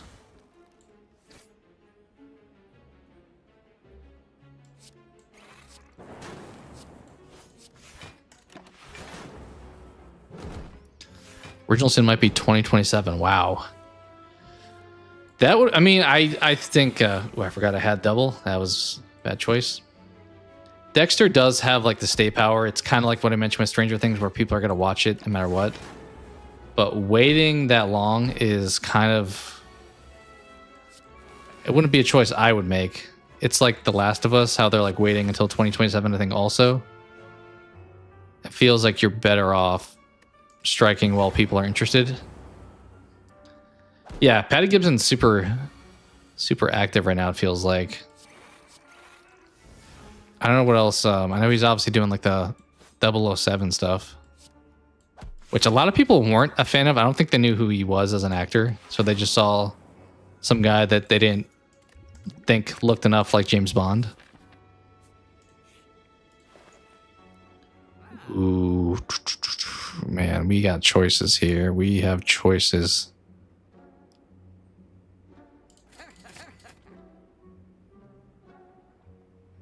I think I'm good with that. Where do we want to go?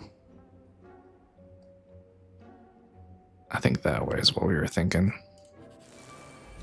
Yeah, he's definitely taking advantage of the growth.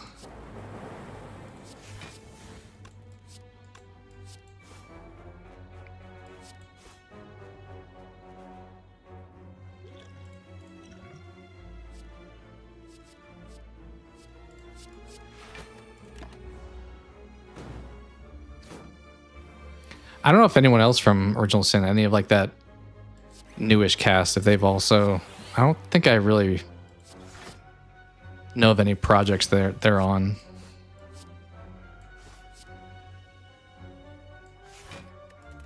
Okay. Obviously outside of like the names that were already famous. Although in fairness, I don't really know what what's Dempsey doing? Obviously he's not doing Scream.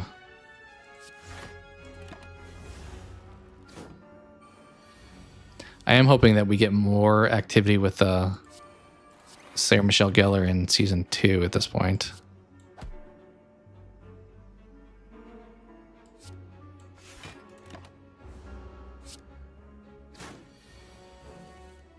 I think her inclusion in I Know What You Did Last Summer was kind of strange. It didn't make a whole lot of sense why, like, I get if you want to have her in like a dream sequence like she was, but why was she in the dream sequence of a character that didn't really know her was kind of strange. It would have made more sense if like Jennifer Love Hewitt was imagining her, but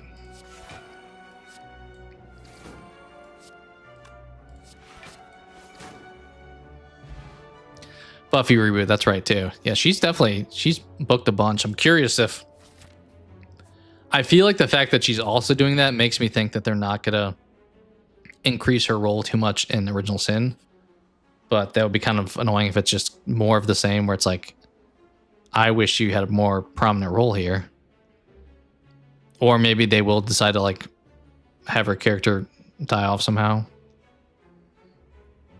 We'll take the madness.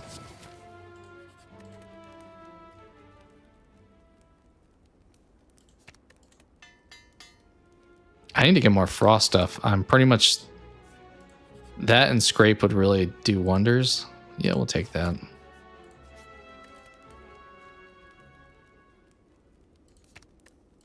Sure. I was never really big into Buffy though, so I can't... Ooh.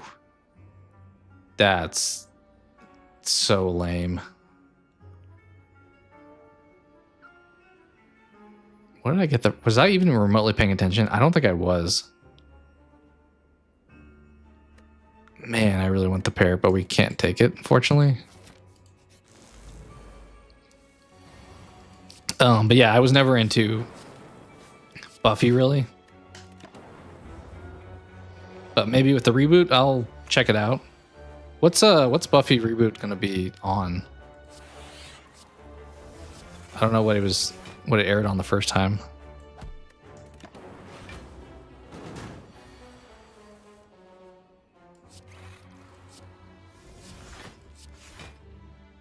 Yikes. Should we just hit consume again, maybe?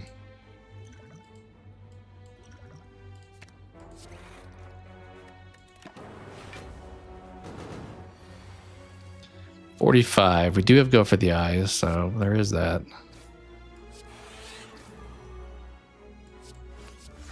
Although we have no form of block outside of the frost. We haven't drawn our self-repair yet. Yeah, there we go. I'll play it.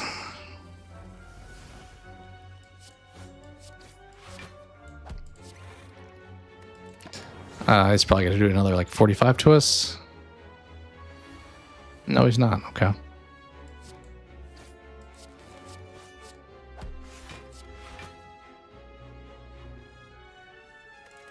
I'll sit on that. Would you believe me and Eric have been exchanging DMs back and forth on IG? That's awesome. I think that stuff's always like so fun when it's like authentically like engaging with someone like that. We are barely gonna survive here. Thanks so much. He seems like a cool dude. I mean, I don't obviously know him like that, but all indications, I feel like he seems solid. But that's awesome to be chatting with him. Ooh. He's another character. He falls in the Lundy category that we X'd out of the show too soon.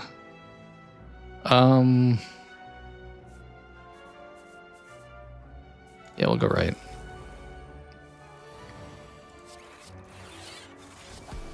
But I don't know how long they planned on like Dexter being a thing at that point, so the whole Bay Harbor Butcher plotline in itself was kind of like early for how long the show actually lasted.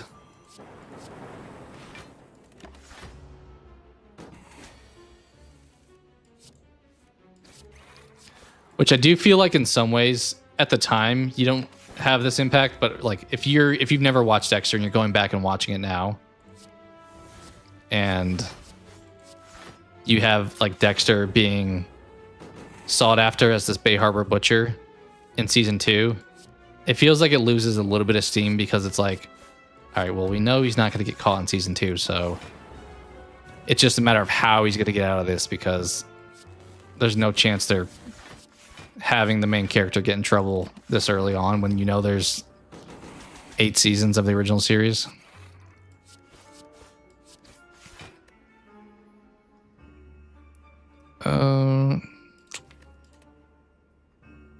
Yeah, we'll do that just in case we want to move that frost through. All right, we got him. We'll not pick that up.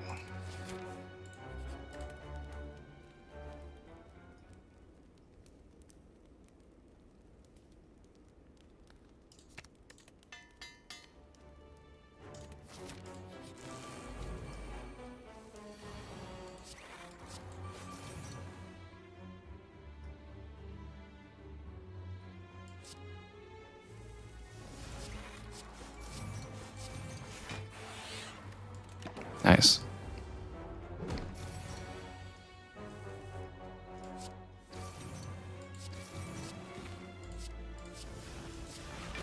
Yeah, with the orbs we're good.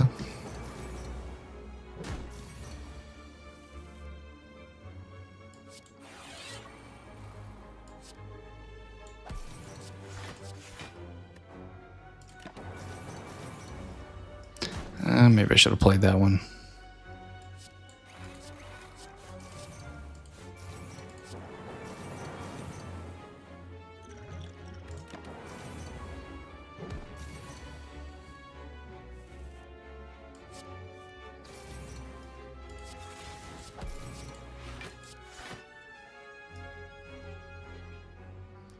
Yeah, we'll do it this time. Actually, was that worthwhile? None of these are really beneficial because I can't use that anymore.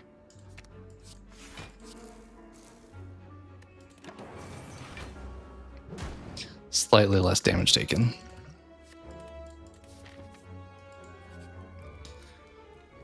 We probably should rest here.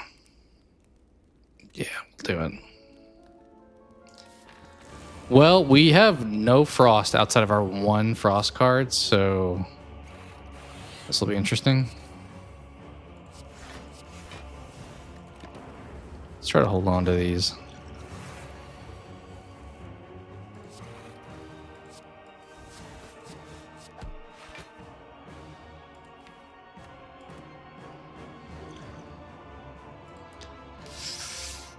We'll do that one, sure.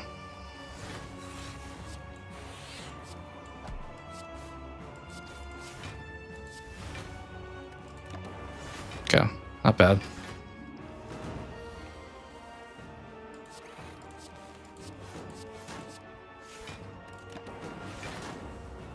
How's Jada, if you're still here, how's the Walking Dead stuff going? Did that wind up finishing?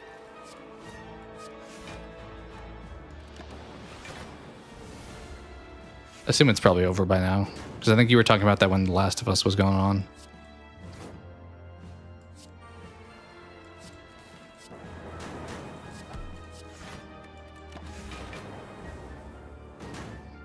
Yeah, electrodynamics would have made this fight significantly easier.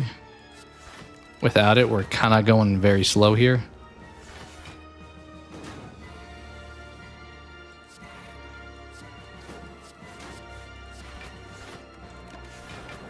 Yeah, that season finished. How did, without going into like details, were you satisfied with it?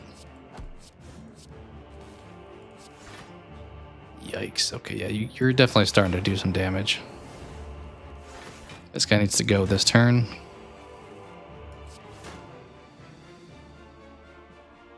All right, no point in doing that over there.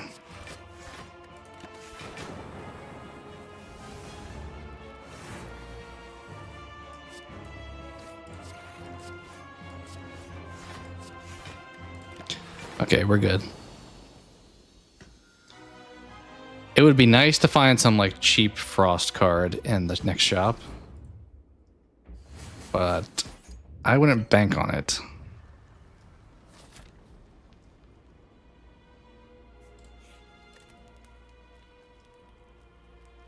I don't know if I want that first turn, honestly.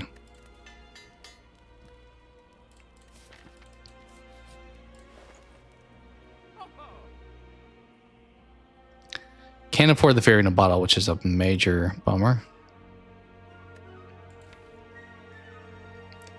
I think 2 capacitors is fine. I don't think we need a third one. Do we want ball lightning, though? I don't know that we do, because I don't feel like I want to cycle through the stuff that we have. Flex potion. could be worthwhile. That or the thorns could see justification for.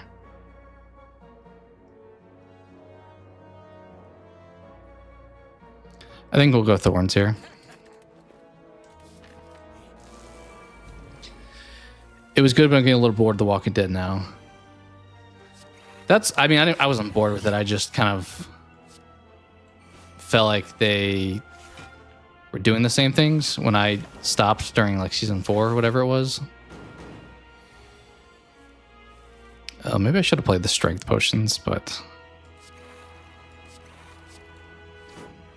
kind of didn't want to. We need to turn this way, unfortunately.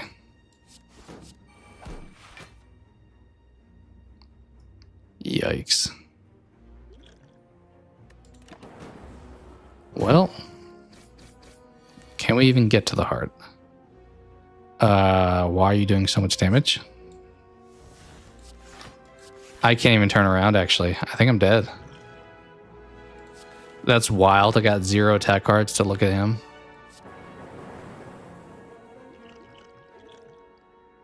Yeah, I mean, I don't get any health back for playing potion, so...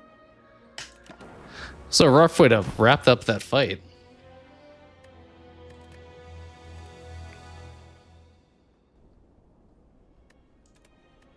I feel like, too, I don't know if... I mean, you may love the Walking Dead world a lot, but I feel like a lot of times for shows, I don't really want the spinoff. Like, I think the one exception, I didn't wind up watching all of it, but was actually pretty good, was Better Call Saul. Like, that felt like it justified its existence. But a lot of other spinoffs, it just feels like they're cashing in on the IP. What do you want to do? We'll do probably just maybe one more run of either of these guys. We'll see which one makes the most sense.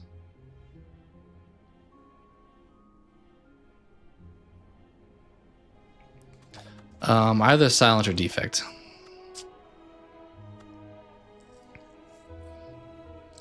We'll go back to the well. We'll do the silent and see how that goes.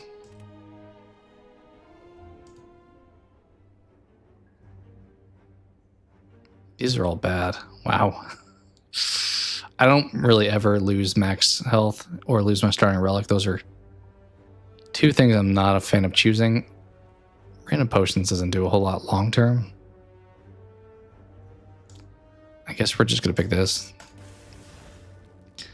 Yeah, The Walking Dead definitely feels like it's one of the, like, I feel like Dexter is kind of copying the Walking Dead formula where it's like, let's make a whole world out of this. Granted, The Walking Dead's a little different because I don't feel like Daryl or whoever's not in, I'm assuming, all of the Walking Dead spinoffs. Whereas Dexter, it's like, I say that, they're just trying to do the Trinity thing, so I guess they don't have to have Dexter in the spinoffs. But I'm a little uncertain how that show's going to go.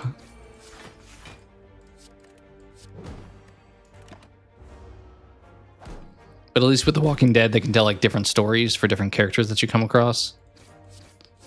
Whereas most of like Dexter or things like that, the spinoff has to involve somewhat of the same stuff. Game of Thrones kind of works too in that where you have like a different story. I've never seen House of Dragon or even all of Game of Thrones, so but I assume that's an effective spinoff. I haven't heard a lot about it recently. I feel like when it came out, the first season came out, people were like all big fans of it.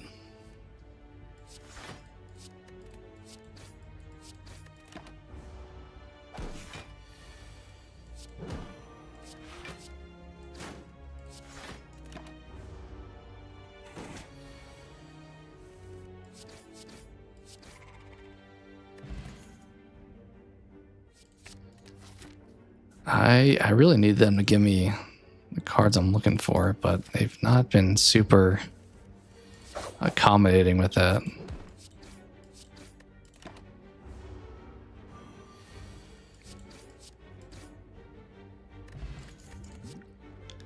I mentioned this earlier, but it's kind of strange how a lot of franchises have like multiple things coming out. Like we just had the Predator movie, we're getting another Predator movie. We just had the Alien movie, we're getting an Alien TV show. I mentioned this one earlier, but we have like Matt Reeves, the Batman, and then we're also going to get James Gunn's Batman. You're down to 10,799. I will admit I am awful at checking that like way too frequently, and it is like demoralizing a lot of times when you're like having a pretty good day and you're like, hey, let me check out the old YouTube like studio stats or whatever.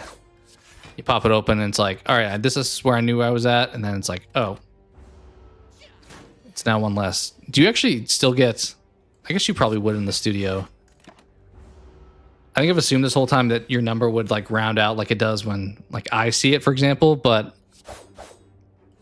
thinking about it now, I imagine it actually does show you like to the number potentially.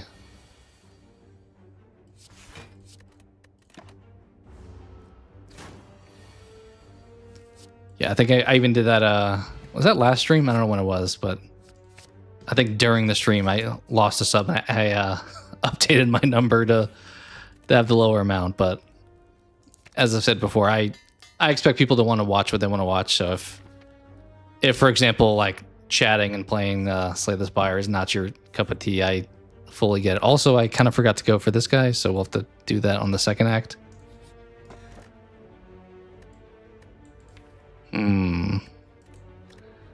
That's not necessarily the most worthwhile, so maybe we'll take the key. I do like the idea of that, though, and just beating smaller enemies.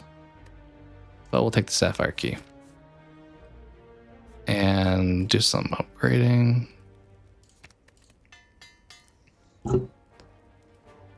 To the number, I check it many times throughout the day. I do the same.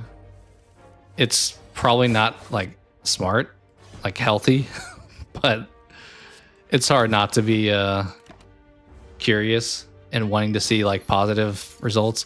I think my problem is I'll like not actually put any videos out, and I'll go and I'll be like, why is it not higher? It's like, well, I didn't do anything to earn it to be higher, so.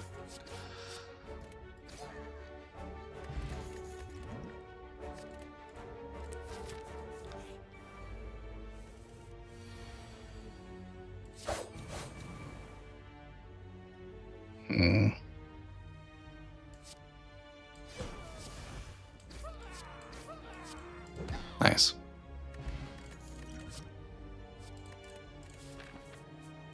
Yeah, we'll take this guy on.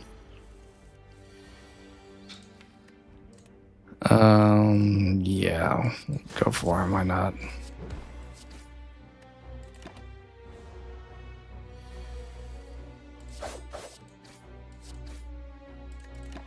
I was used to having the fan. Not having it up there now makes me like surprised when I'm not getting blocked when I'm attacking.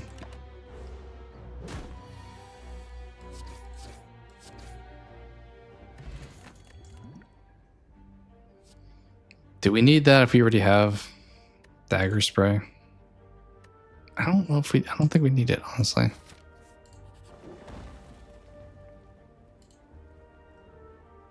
Yeah, we'll take a defend out because we have to break this guy, unfortunately.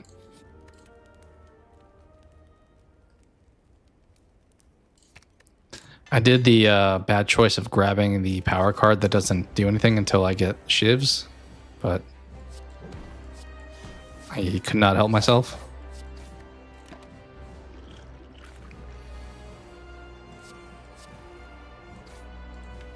Okay, yeah, we need to break you next turn, so we're probably going to be throwing these potions out.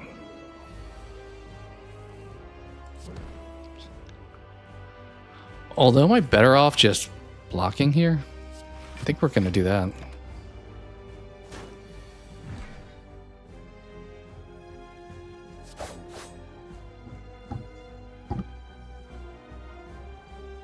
All right. He still has kind of a lot of health, but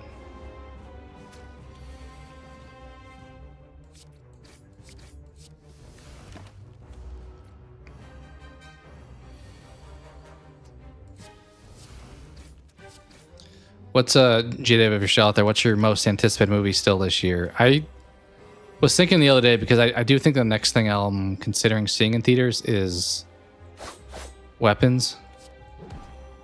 And I realized after that there's not a whole lot coming out in the near term that I have much interest in. Black Phone's like later this year, I think that probably is the answer for me. Him looks kind of interesting, but I don't really know anything about it.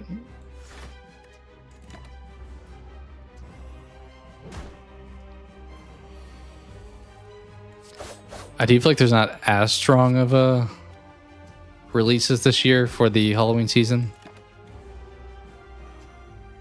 together than Scream 7 after that. That's fair. We're just going to take some damage here. We should be fine. Yeah, I feel like I haven't really looked into Together too much because of the, as I said, the whole drama they had. And I was like, okay, I shouldn't get interested if I'm not going to wind up seeing it. But it did seem like they squashed a lot of that from what I thought I saw. Scream 7, I'm definitely optimistic on. I feel like watching I Know What You Did Last Summer made me realize like how much more I enjoy Scream. Honestly, I watched the original I Know What You Did Last Summer a few days ago, just kind of like refresh myself. And part of me was like, I think I like Urban Legend more than I Know What You Did Last Summer.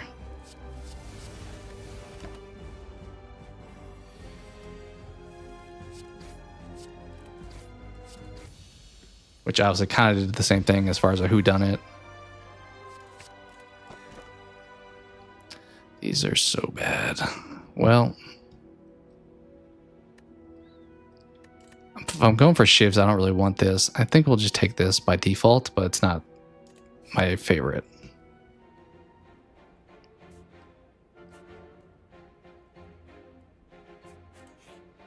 Oh, I should have looked. We need to find this guy.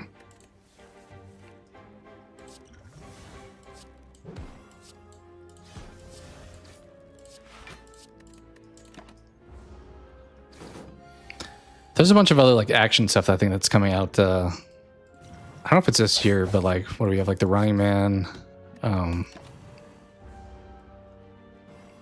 That other movie I feel like I've seen a trailer for so often with the Austin Butler in it. I don't really remember the name of it, but he's like wearing a San Francisco Giants hat and he's like fighting the mob.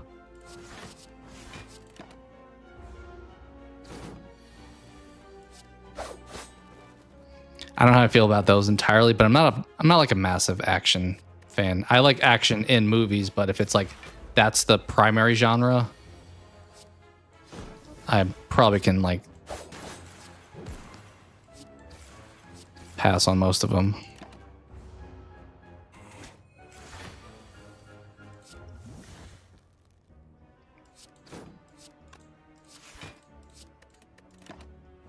I got an energy. I did not pay attention.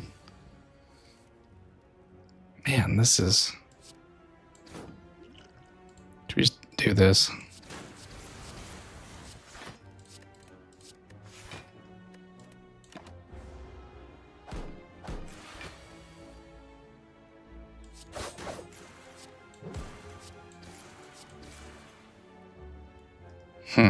Well.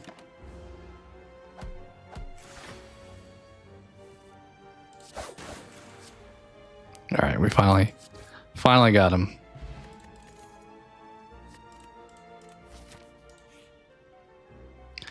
JDev, I know you're not like massive into games, I don't think, but I was talking about the Hellraiser trailer that we got earlier in the stream, and seems like it's interesting as far as a gameplay goes, but I'm gonna hold out hope until I get like more details on it.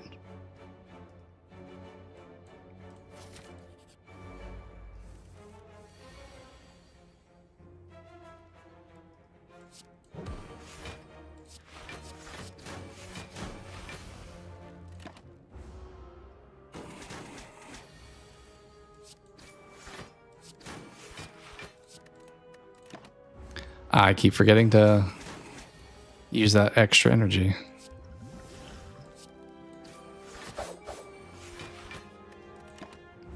I don't really have a great hand if I'm being honest. Like I don't know why I have accuracy just like hanging out as if it's gonna do something for me.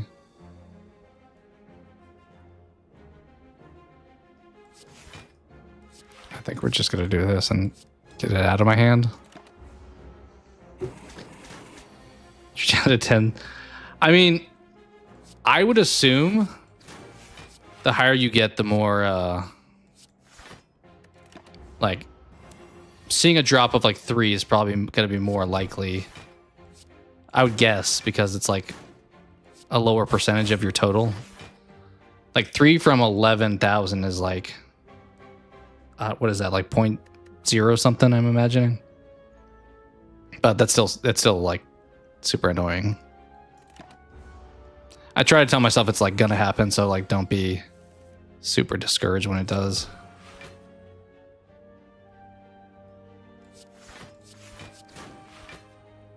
Yeah, this run is like awful. We don't have any synergies or anything going on. Like this one fight is taking us so long to beat this guy. There we go.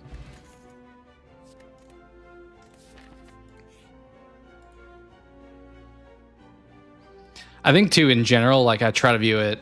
I've definitely plateaued a little bit over the last couple months, but if it's like still an upward trend, even if there's like a down day, that's like still progress. So like if it's down to that, but then by tomorrow it's at like 10,850 or something, it's like, okay, that's fine. It's obviously not nice to see, but you realize it's like this is a small blip in the major growth of things beyond that. What do you want to play here? That kind of wish I saved that for later in this fight, but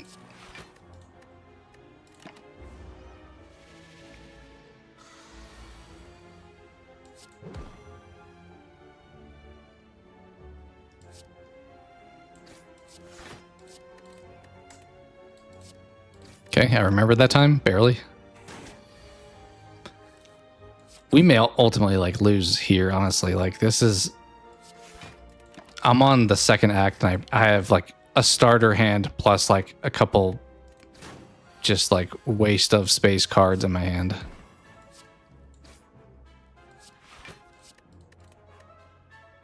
Ooh, I should have done the other one because we got the extra energy after that.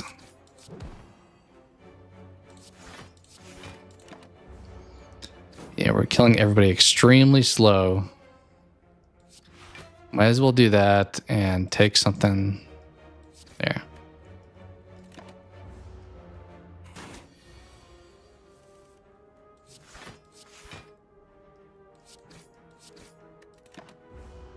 If we get a blade dance after this fight, I will be extremely thankful.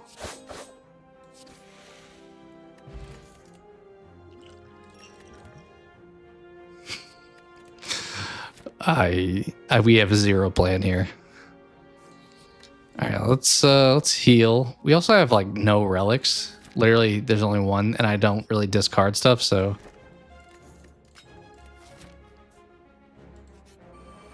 I don't know if that was better than the one we passed on. This is gonna be a brutal fight. This guy's gonna have so much shield, and I'm never gonna like eat into it. So this could last like 10 turns.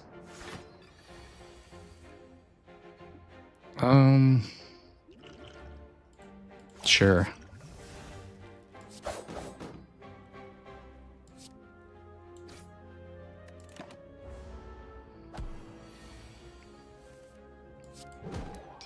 Yikes.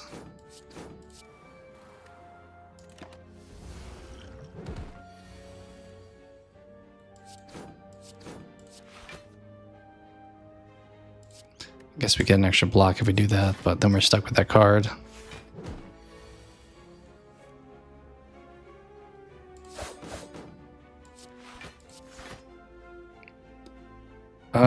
I mean, we have to start hurting this guy. He's probably going to throw more shield on next. Yep. Okay. Here's where poison would be nice, but we have none.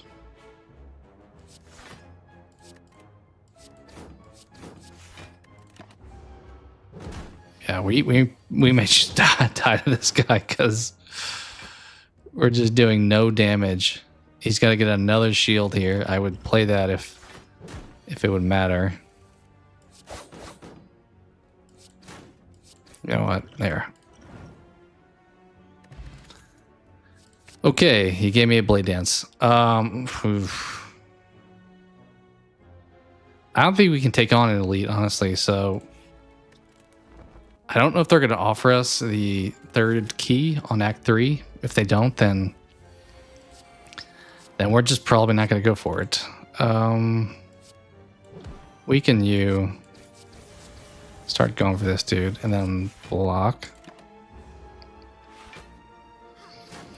Oh, I feel like my posture as I'm like sitting here gradually degrades over time.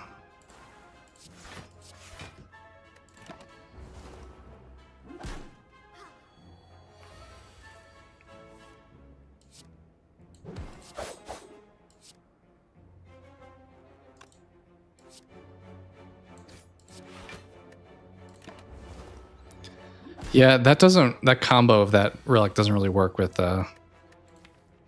Survivor when you have like the card that you have to get the energy for, you have to give up for the discarding. So I was hoping we were going to be able to kill you, but we apparently are not. So we're switching back to this guy.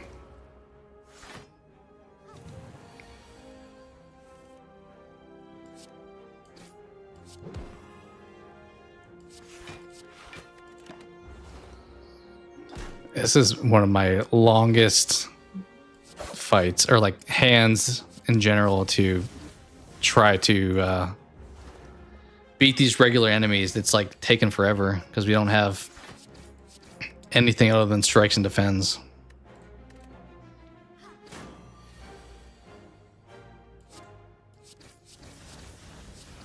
And one blade dancer.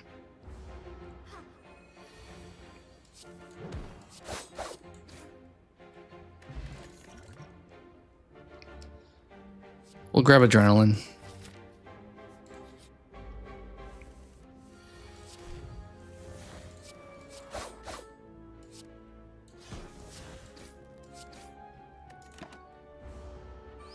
I still need to watch Jada. I think you that movie you recommended on Tubi. I'm blanking on the name of it now. I wrote it down. Last stream when I was doing like a going through movies and giving my thoughts on them, I like made a decent list of stuff that I definitely want to check out. I'll grab 1,000 Cuts, I think.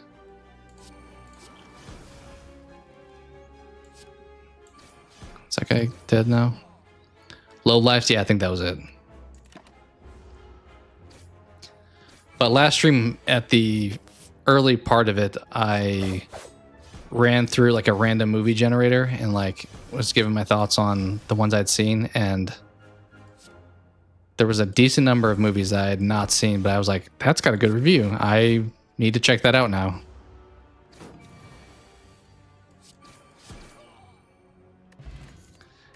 Maybe before we wrap up, I'll do a few of those before I completely lose my voice.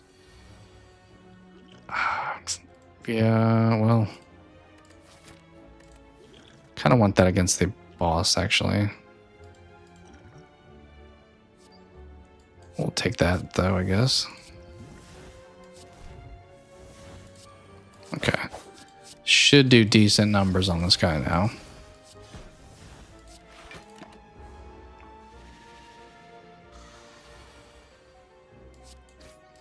Which I think I've said this like a million times at this point. I feel like Tubi is very underrated as far as like a free option for people. Yeah, I really wanted the other option, but it's not upgraded.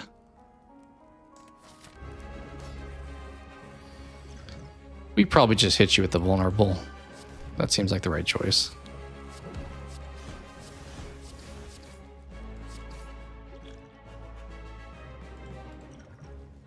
I was kind of hoping we would get finisher there. Would have been nice. At least he's weak for a while. Yeah, we'll just go heavy at just attacking. Maybe we can kill that guy.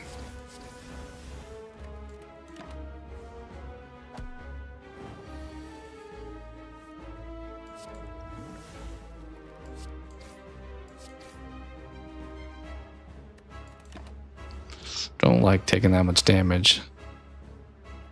Eventually it's got to be a problem here. Yeah, we're gonna take this too, actually. What do we have?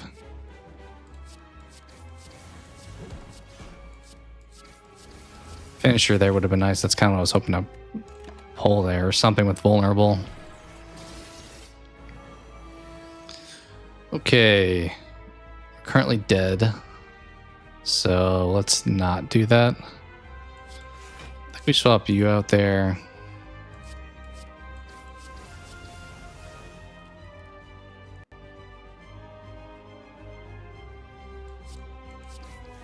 I think he's attacking me again next turn. I don't know.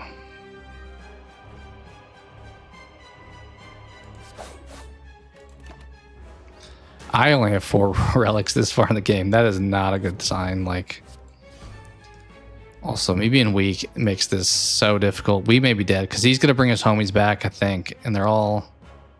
Well, no, he's blocking and buffing, so he's not bringing them back just yet. Although we are probably dead still.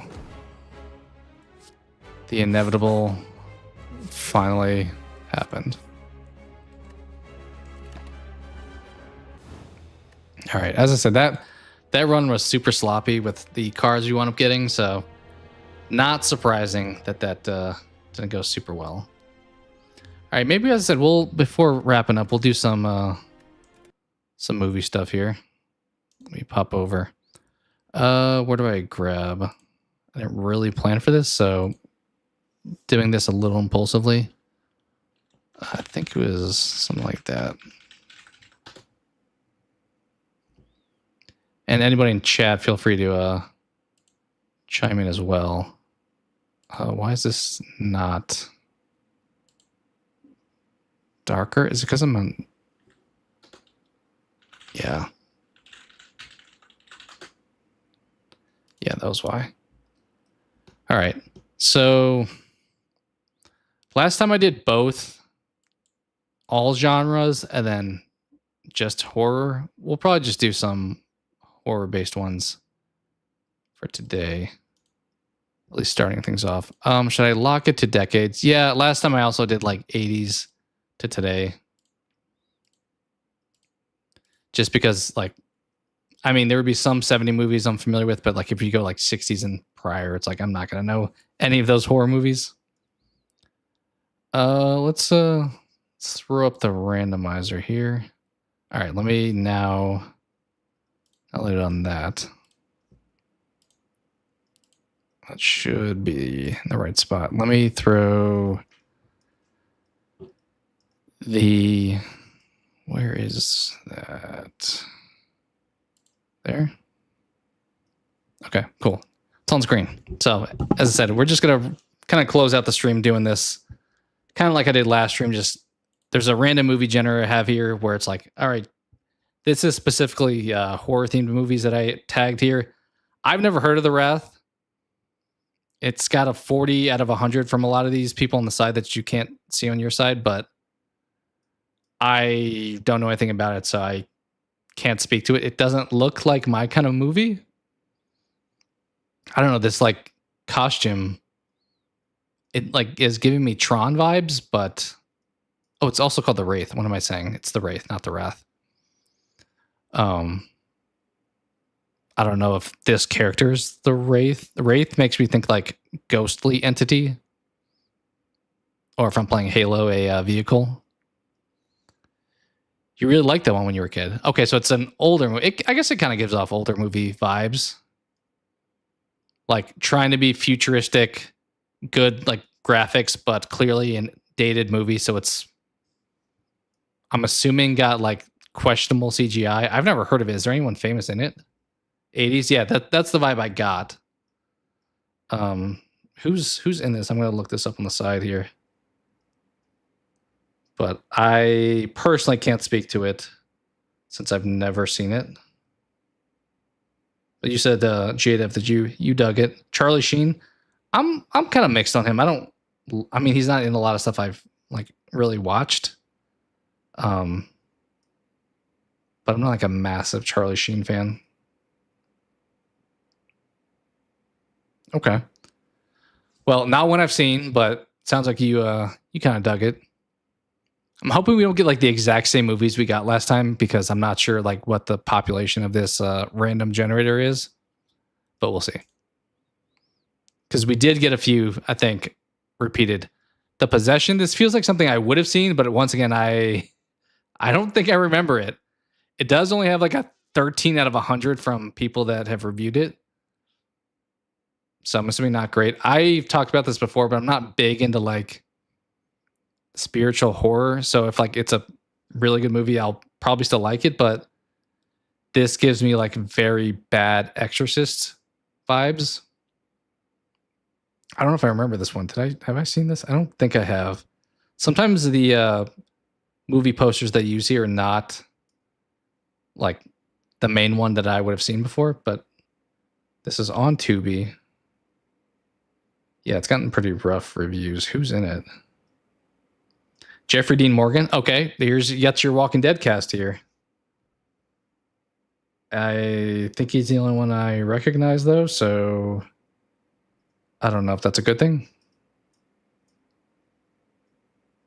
Yeah, I've never seen The Possession, I don't believe. Kind of sounds generic to me, which the review scores imply most people probably agree. All right.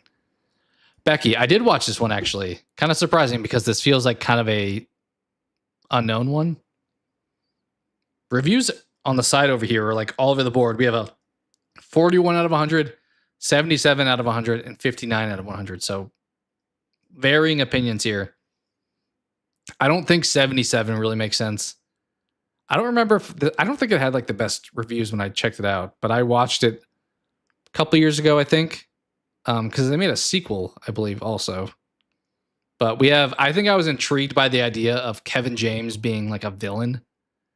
And he does a pretty good job. I mean, it's hard to like shake that comedian like spot that you put yourself in as an actor.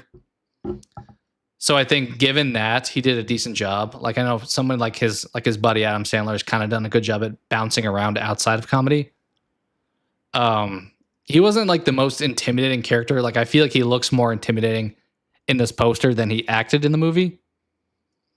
Like I feel like he just got kind of I view this movie as almost like an R-rated, I assume it's R-rated Home Alone, where you get him and his like squad who are like attacking this family. And I think they're looking for like a key to like get, I don't know, money or something. And she like completely like Kevin McAllister destroys them in so many varying ways. They have a lot of creative kills, I'll say, but the actual plot felt like they just wanted to make a movie where Kevin James was the bad guy, and that was pretty much all they really needed. So I wouldn't say this is one I super enjoyed. If it didn't have him in it, I don't think it would have much going for it. I think having him makes it kind of a unique movie since he's the bad guy in it. But I'd probably say somewhere in the range of like, I don't know, on my scale, maybe like a 4 out of 10, slightly below average movie. So I'd probably side more with that first person saying the 41 out of 100. Chernobyl Diaries. I've not seen this either. It's got also pretty bad scores here, with the highest one being around a 20 out of 100. I've never heard of this. I don't think even. Chernobyl Diaries. It sounds kind of like a movie that crosses over genres and not just a horror movie. Okay, it says horror suspense. I don't think I know any of these actors. That's not always a bad thing, though. I kind of prefer when you get more subtle people. The lead looks familiar, but I don't think I know people in this, so probably we'll skip this one, but I don't know, maybe some folks out there enjoyed it. 1408. This one, wow, I'm kind of surprised their scores are as high as they are. There's a 74 out of 100, 63, and 68. Maybe I need to give this one a rewatch, but I feel like when I watched it, it didn't do a whole lot for me. Like, you obviously have some like pretty big name actors in it, and isn't it based off the Stephen King novel? I don't feel like it was that interesting. Like, there was some suspense when he's in the room or whatever, but it's definitely not a movie I would say I recommend. Maybe it would fall in the same category as the one I like, Becky, that I just covered. Maybe like a 4 out of 10 for me. But in fairness, I probably should give it another rewatch to give it maybe a fair shake. But I don't feel like it did a lot for me overall. So, all right, what else do we have here? The Skeleton Key. So I haven't seen this movie in a long time. I saw this in theaters. That may have been honestly the only time I saw it. This was what, like a mid 2000s movie? It's gotten like across the board 30 out of 100. I haven't watched it in a long time, but I think it's better than that. Off of like strictly my memory, I'd maybe go like a 6 out of 10. I do remember the one thing, I won't like spoil necessarily, but I mean, I guess this is semi spoilers, but not like detailed, that this movie is the one movie I think of when I think of like, oh, that horror movie ended like with like the bad guys kind of coming out on top, which felt very strange for the time. I felt like I was used to like, oh, whoever's like the main characters in the movie getting tortured, but then they, in the end, come out like ahead, or at the very least, they win, and then there's like some little hidden thing where it's like, oh, the evil still exists. This movie, it has like a pretty dark ending. So, but I thought I remember mostly enjoying it. It was kind of creepy, but it's been probably like 20 whatever years since I saw it. So, I'll say 6 out of 10. Tremors 2. So I talked about this franchise a little bit when I did my series rankings. I probably overestimated Tremors as a franchise because, as I talked about, I haven't seen them all. I really like the first two. And when I say really like, I don't know if I would necessarily give it like a high score, but it's like a fun time. It's like heavy nostalgia because I remember watching it back on the day on like cable TV. These guys give it a 41 out of 100. That's probably fair.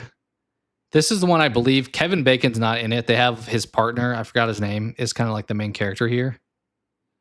And it's still solid. I think after the second one is where I assume they kind of like start to dip in quality.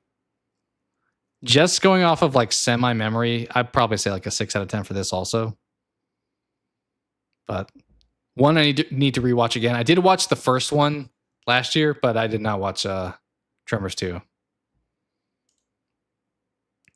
Bad Candy. I think this is one that popped up last time we did this, and I don't remember ever like seeing it or even really hearing it. It gives me Trick or Treat vibes from like the poster here with like the jack-o'-lantern, but I don't think I'd ever even heard of it when I looked it up previously. So one we will skip.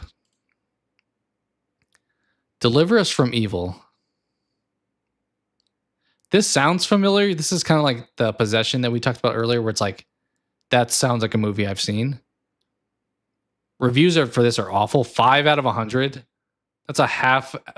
That's a half out of 10. 0.25 stars.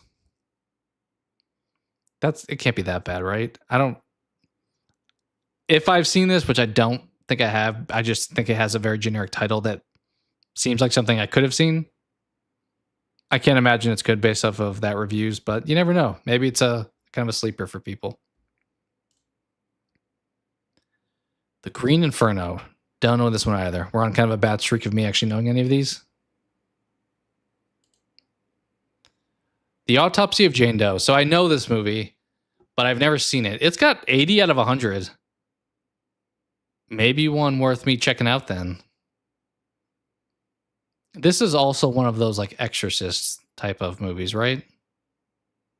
That's my understanding, but that's a pretty high review score for like a horror movie though. So maybe it's one I need to check out this year. Hills Have Eyes 2. Is this the Hills Have Eyes 2 remake? It's good. You're talking about the Autopsy of Jane Doe. Okay. I'll have to check into that one. So I never saw the original Hills Have Eyes movies, but I do remember the first Hills Have Eyes remake. That was also like a mid-2000s, I believe. The second one, obviously the whole franchise is kind of gross in general with like the point of it. It can be good at like creating tension though, so there are some good parts. The second one, I watched the first one like a bunch of times growing up. Second one, I've seen like once, and these reviews over here are kind of harsh. Like 6 out of 100 is pretty harsh. But I remember a few scenes in this. I'm like, we didn't really need to see that. So I would also probably put this one pretty low. I would probably have to rewatch it to be more accurate, but my first thoughts for The Hills Have Eyes 2 is like I don't know, 2 to 3 out of 10, probably. Somewhere in that range. First one is respectable, but I think I kind of view The Hills Have Eyes 2 similar to what Hostel 2 did. And I know a lot of people do like that one, but I think they got a little bit like, hey, let's really lean into the kind of gross stuff about this movie. And I just don't need to watch that per se. Friday the 13th, the final chapter. So I mentioned when I did my franchise reviews that I don't know if I've seen all of the Friday movies. I've seen them like bits and pieces. This is one I have seen all of, I believe, because this is what the final chapter is. That Friday part 6. I may be misremembering exactly. I'm surprised they don't have it listed here, but I guess this is like the title. Kind of pretty poor reviews, but I assume most Friday the 13th probably aren't super well reviewed. If this is the one I'm thinking of, which is part 6. Well, no, because part 6 is what? Jason Lives? Is final chapter is not part 7, right? I'm thinking of that's what like Saw did. I have to look this up. It may be part 7. Yeah. Let me see. So I think Jason Lives is part 6 because it's when they like bring him back to life. Let's see. No, 7's the New Blood. Which one is the final chapter? Is that like the last one? F13. I'm assuming you have Jason X and then you have Freddy vs. Jason. I feel like the latest ones. So maybe it's the one before that. Is this blasphemous for me not to just know this? Is there just not a number in the final chapter?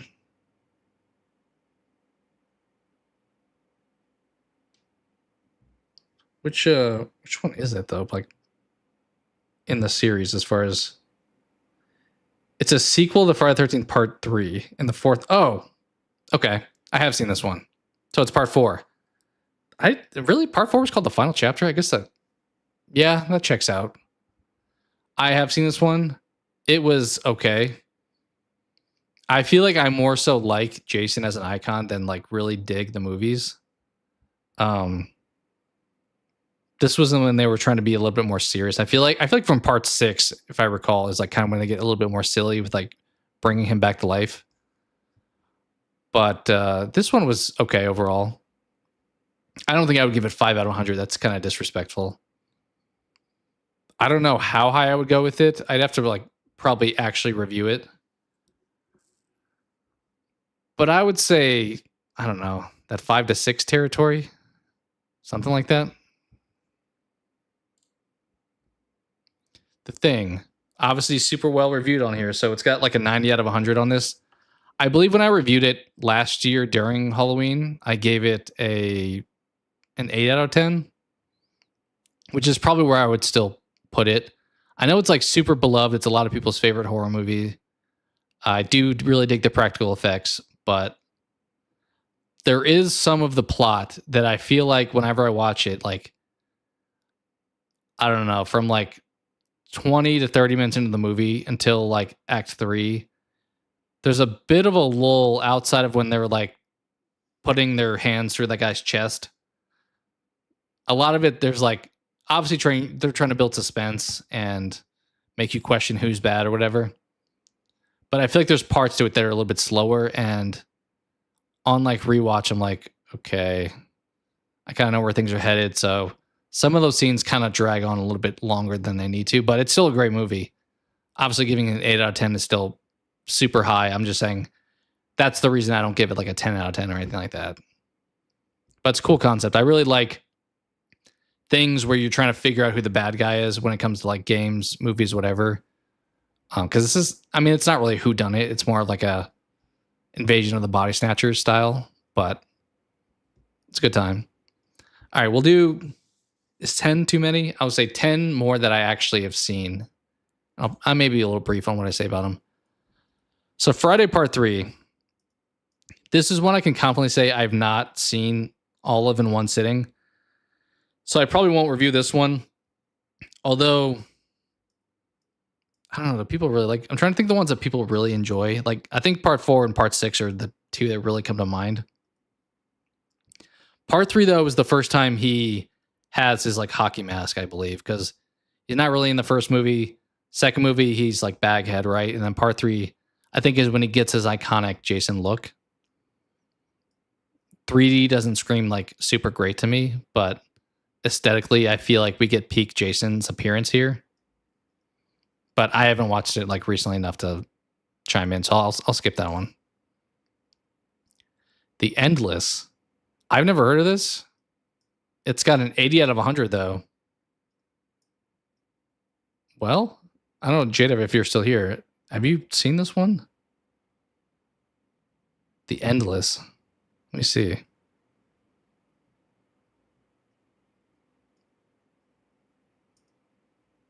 As kids, they escaped a UFO death cult. Now, two adult brothers seek answers on old videotape services. This sounds interesting. I mean, as I said, it's got an 80 out of 100. Normally, like, horror movies get so much, like, criticism. So whenever there's one that's, like, highly reviewed, something says it's worthwhile to check out. I don't know if I know any of these actors, which, as I said before, is not always a bad thing, but what is this on? Also on Tubi.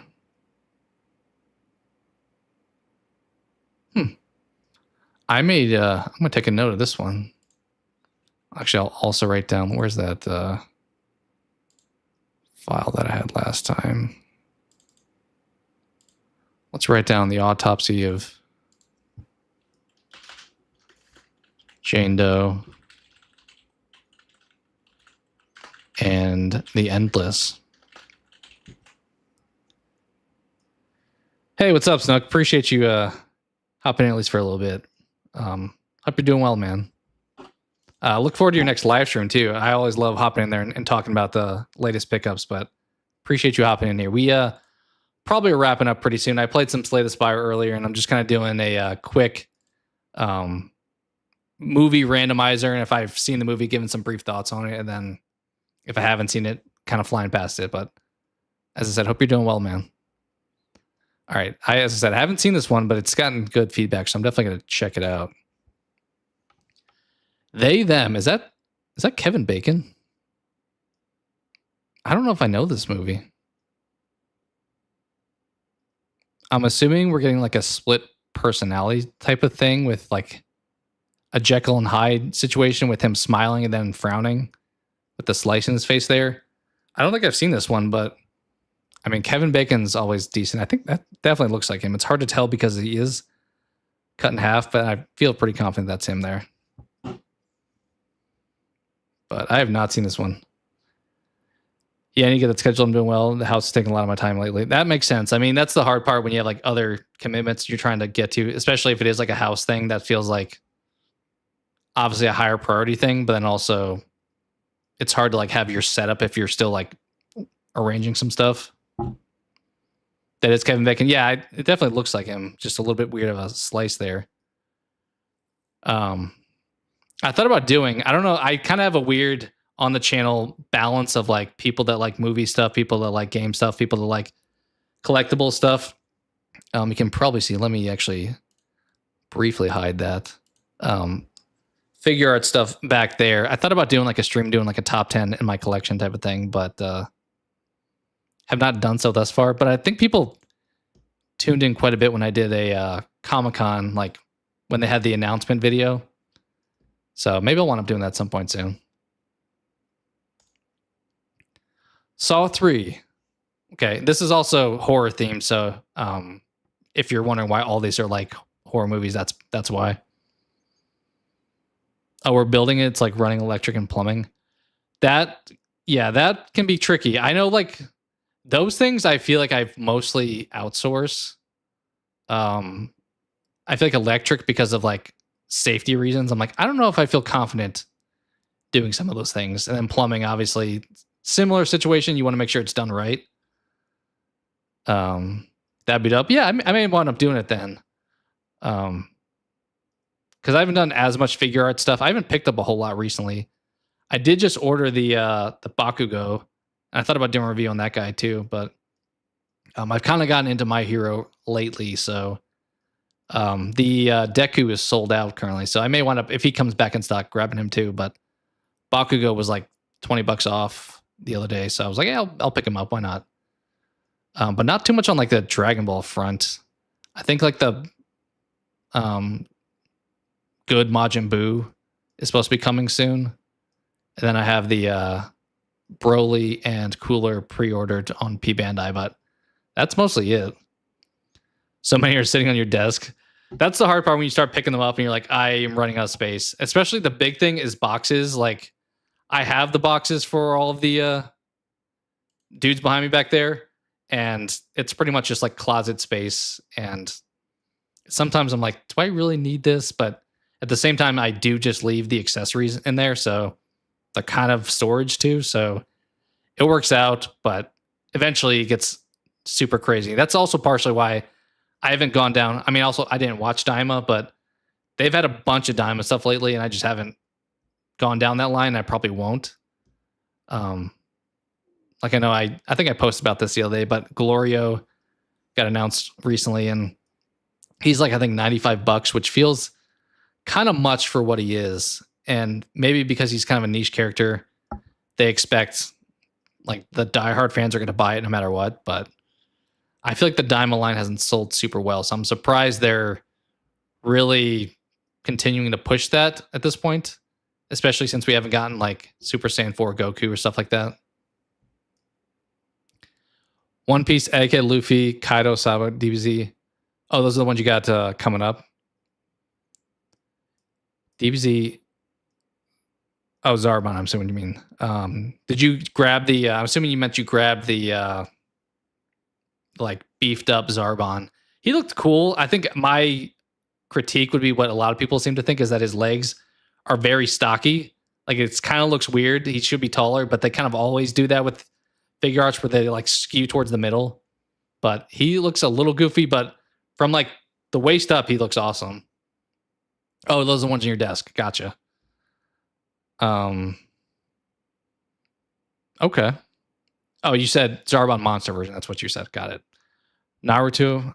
I need to get it. I think I mentioned on one of your videos in the past that I read like the first few Naruto volumes, but didn't wind up continuing it. I think I was debating like watching the anime instead, but I wound up doing like neither. I haven't gone down the One Piece line. I really enjoyed One Piece. Actually, also back there, you can kind of see, well, also that is a one of their ships. And I got really into the, I bumped the mic a little bit. The trading card game. You can kind of see them up top. It's kind of a little bit hard to see, but I got super into that without really like getting super far in the anime. Like, think I stopped around like episode, I don't know, 120 or OBS is telling me disconnected. Hopefully we're still good. I think I'm still good. Still says I'm streaming at least. But like Kaido, for example, or like Blackbeard are like a few $100, which they're big guys, so it kind of makes sense. But I think the only thing I would consider, because I've only watched like the first 100 or so episodes, I was debating grabbing that Zoro, like the Romance Dawn Zoro, and maybe a few of the other Romance Dawn people. You paused a minute. Okay, yeah. I don't know why it said OBS like disconnected for a second there.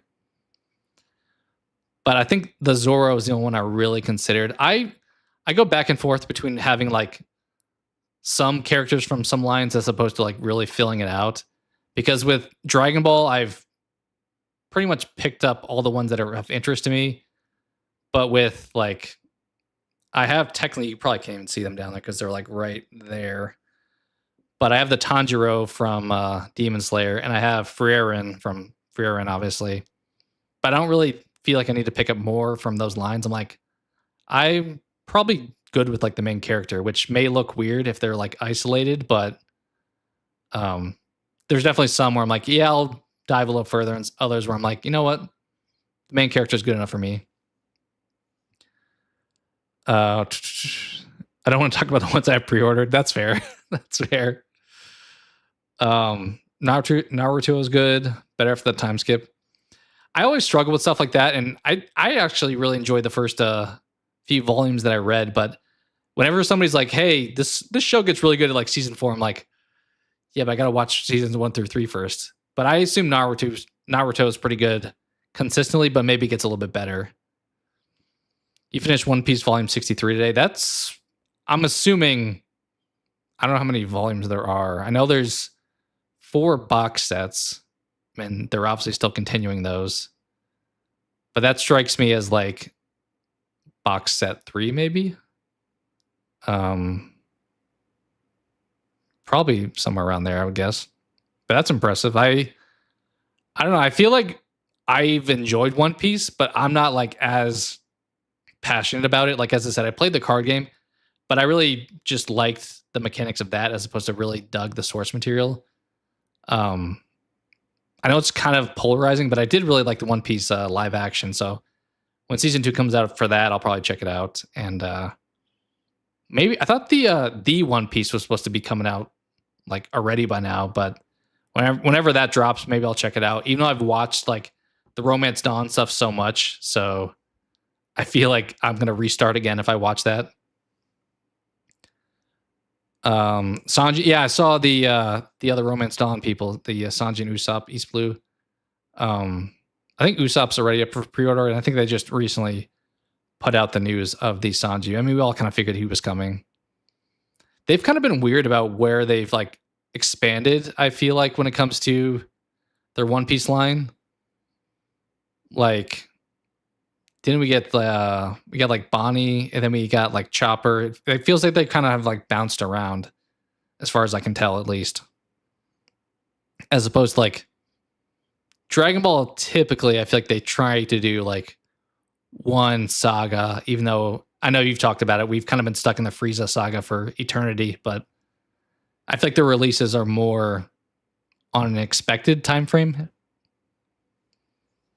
Yeah, definitely pick up like what makes sense. I realized that like when I grabbed the characters from Superhero, like I think I have most of them except for the Gammas, and I have all the retail releases. Like I grabbed the Piccolo, the Goku, the Vegeta, and the Gohan, and then part of me is like, I don't feel like I probably needed the Goku and Vegeta. They're kind of just generic versions of those characters that I already have. So I was like, all right, let's just not go completionist. Let's not grab everything. So I've been a little bit more mindful, even prior to like the whole price increases we've had.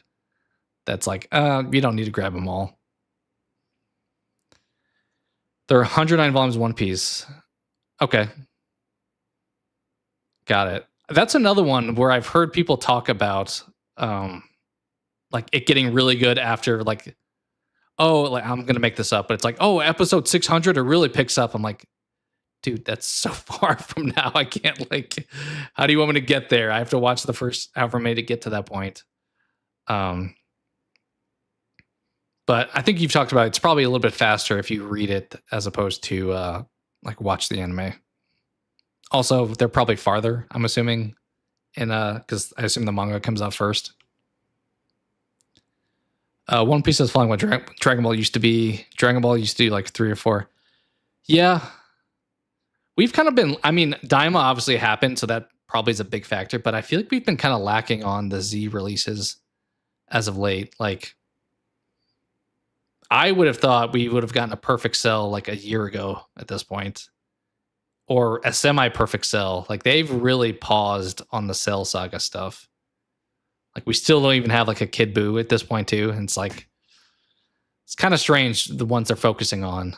But I get they're trying to hit like while the hype is out there for Daima, they're like, let's push these and then eventually we'll go back to the regular stuff. But at the same time, I'm like, I don't know. I feel like they should be keeping their cash cow of like Dragon Ball Z, I'm assuming is like their main go-to, like going. But we'll see. I'm still a little bit mixed on the Comic-Con stuff, which stuff I'll pick up. I honestly, part of me is thinking maybe pass on them all. I did that last year. I wanted the Trunks and Jiren a little bit, but the lack of accessories with Trunks and Jiren I probably could have picked up because I like to have like somebody for them to match with, and technically I do have UI Goku, which kind of doesn't really match with anybody other than maybe like Whis. So that one could have made sense. But the only one I still debate is the Grade 8 Vegeta, but it doesn't really fit everything else on your shelf, I feel like. Like I would probably just put like Grade 8 Vegeta like back in one of these things, which is still like cool to have. Yeah, I do think it's always a weird spot because I feel like Dragon Ball Superhero suffered the other direction where you put out the Gammas before the movie came out. I think it was at least, I thought the pre-orders happened before the movie released, or at least it wasn't as like well seen by everybody. It wasn't like released to like home video or anything like that. But by the time the Gammas were like closed and you couldn't get them anymore, like people wanted them at that point in time. Like when they first announced the Gammas, my only thought was like, oh, those accessories for Gohan look cool. But then I watched the movie, I'm like, oh, at least like Gamma 2, like cool character. But it was long gone as far as pre-ordering any of those guys. So, but I think with Daima, they've had the opposite problem where it's like they had the show come out and then there's so many characters in that show that when they stretch the line too far, we're like way past the like major hype of things. I've seen those minis in store like heavily discounted. Like the mini Vegeta, that thing's like $15 every time you go into like a Best Buy or Target or something. So I can't imagine they've sold too well. It kind of didn't really make a whole lot of sense charging even the budget $35 price point for such a small guy, in my opinion. I mean, it still has the like flexibility and other stuff like that are included with a regular size release. But I don't know, it's harder to be like, hey, this guy who's like this tall costs the same as the guy who's like, you know, a normal 6-inch figure. But I don't know. I think most people have like at least kind of enjoyed them. The Super Saiyan 4 Goku, the like kid one, I will say looks super cool. Like the Kamehameha attack looks awesome. I didn't wind up grabbing it, but it looks super cool from what I've seen, like the latest photos. Last year you got the Goku Gohan. That makes sense. Oh, you're good. Definitely take it easy. Yeah, I'm definitely open to like collabing at some point and talking stuff. Even where I talked about doing like top 10 figures in the collection, something like that. Definitely will keep in touch on doing something maybe in the future. But appreciate you stopping in and talking some figure arts. As I said, I don't always know when people want to chat about that stuff, so glad to have you and talk about it for a bit. We will throw back on the movie stuff for a little bit before we close things out. So we'll do a few more of these. I think I said we would do 10. So this will be the first one as far as ones that I've actually watched. Saw 3. Probably talked about this franchise plenty on the channel. Do really dig this movie. It really amped up the grotesque stuff. Yeah, I'll hit you up, Snug. Appreciate you hopping in and hanging out for a bit, man. Awesome to have you here. But yeah, take it easy. Hope the house stuff goes a little smoother and quicker, and hopefully it's at least kind of enjoyable to feel like accomplishing. But take it easy, man. But Saw 3, they really ramped up the gore with this one. You have stuff like the rack. I know like Jeff gets a lot of criticism. They obviously made the major mistake of killing off their franchise character here and then their secondary franchise character. So there's some things they could have done a little bit better. Kramer's not as good as he is in Saw 2 because he's like on his deathbed the whole time. But I enjoyed it overall. I've mentioned this before, but Saw 4 kind of goes down over time for me. 3 probably goes up a little bit over time. This guy probably gets like a 7 out of 10. I think is roughly where I put it. But good time. Definitely like the first 3 Saw movies are, I mean, they're part of like Lee Winnell's stuff, so it makes sense. But they kind of work as an isolated trilogy in a lot of ways before we get to like the Hoffman era. All right. Mom and Dad, that looks like Nick Cage. I don't know if it is. This looks like kind of newish. It also has like an 80 out of 100. Why have I never heard of this? If that is Nick Cage, that's wild. I'm going to look this up.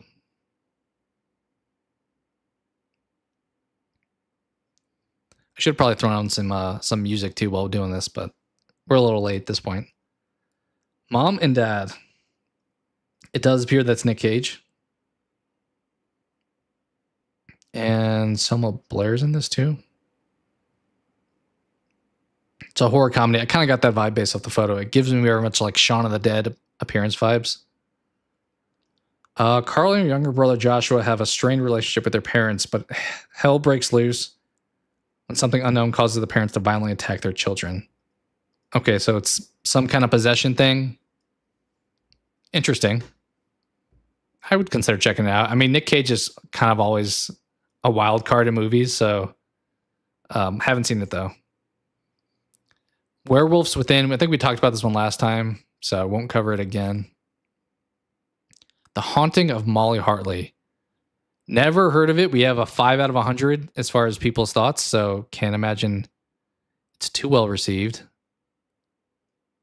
Kind of a generic poster here, but we'll pass on this one. Don't Worry, Darling. I am intrigued by this poster. It's like a plane crashing. Very polarizing review scores. 72, 40, 56. So kind of all over the place. We'll skip that one out. Tremors 3. This is where I'd say, as I said, I'll probably skip this one because I haven't seen this one in a long time.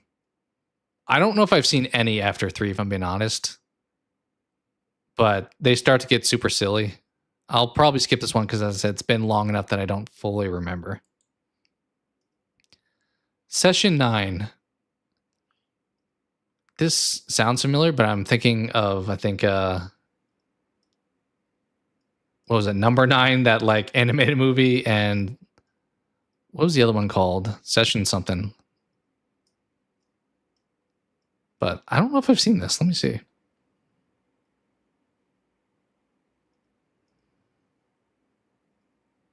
I don't think I have, but it's got good feedback. It's got a 70, an 86, a 78.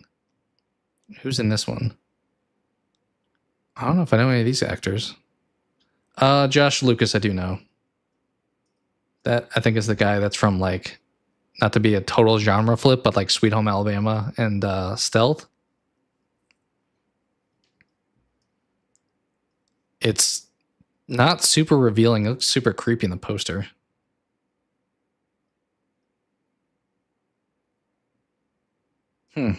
A group of asbestos removal workers head to an abandoned insane asylum.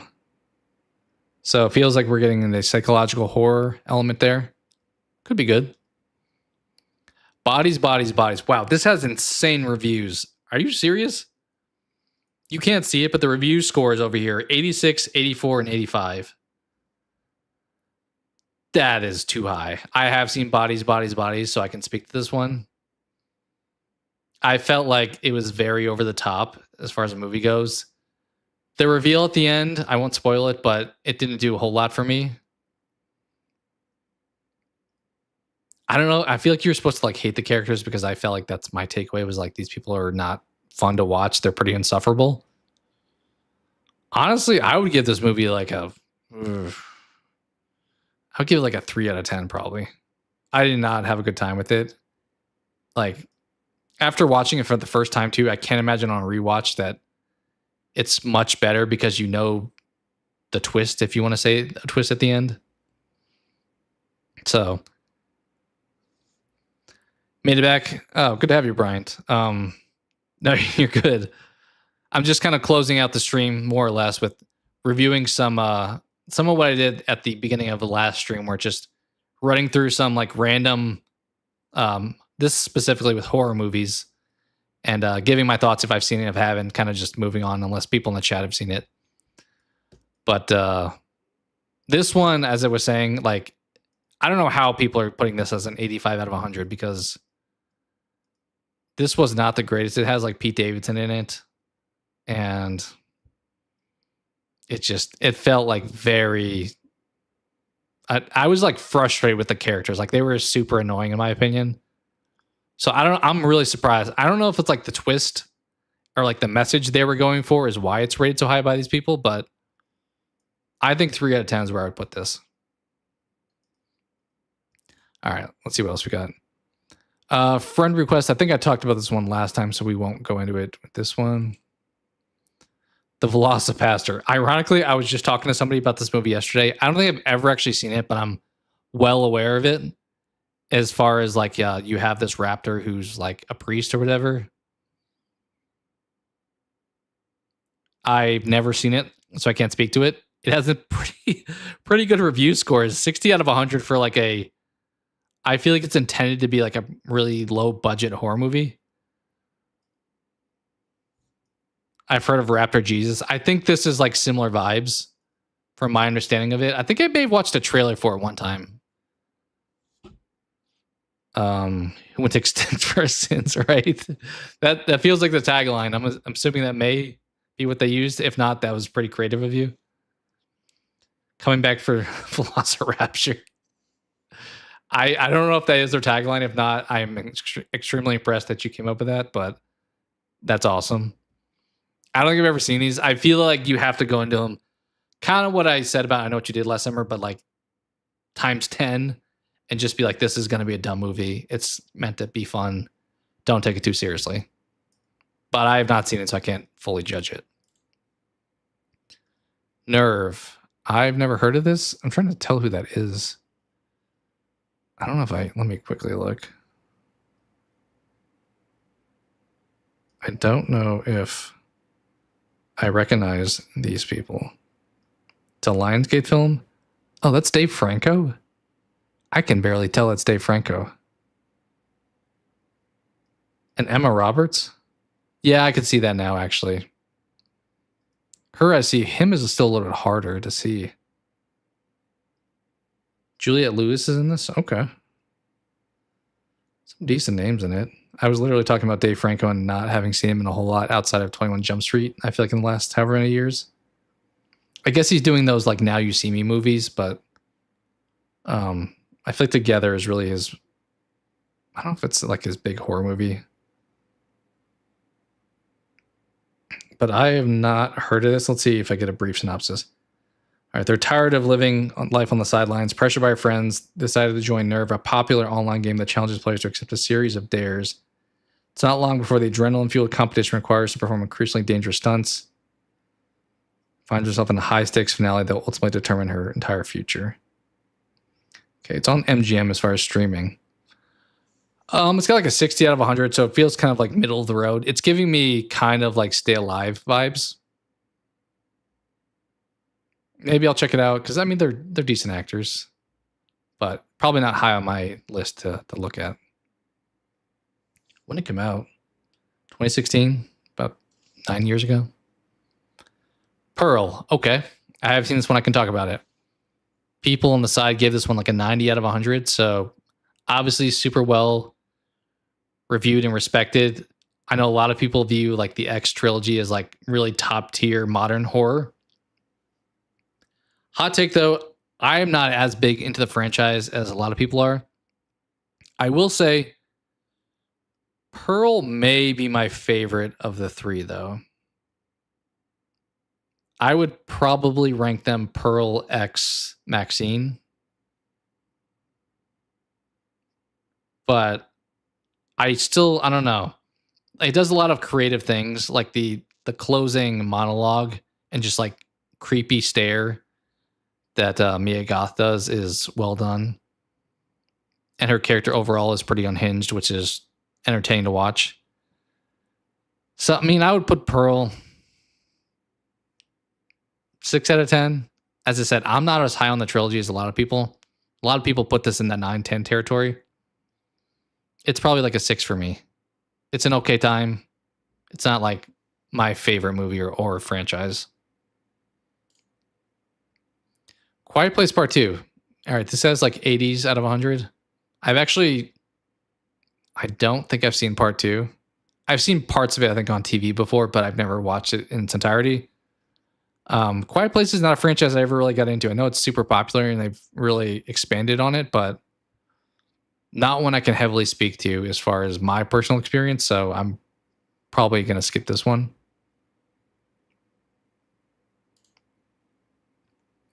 Hellraiser. Blasphemous, but I've not seen this movie in its entirety to give it really a score as well. I know I just talked about the game that's coming out, so maybe a little bit hypocritical there, but maybe at some point this year I'll check out Hellraiser to like watch it from start to finish, because actually, is this the I'm wondering if this is the recent one they made. Was it also called Hellraiser? I hate when movies do that, when they have like the same title. But it says on here off screen that it's on Hulu only. So that makes me think it's the Hellraiser like remake movie or like follow-up recent movie, which I also have not seen, so can't speak to that one either. Jason X. Wow, somebody gave this a 0 out of 100.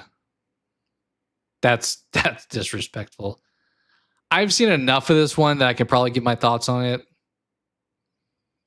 It's definitely in the category that I talked about earlier, which is like stupid fun. Like you can't take it too seriously. You're in space with Jason.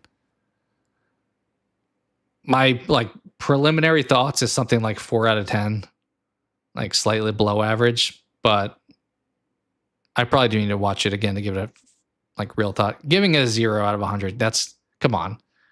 There's not many movies I would say deserve a 0. That's super awful.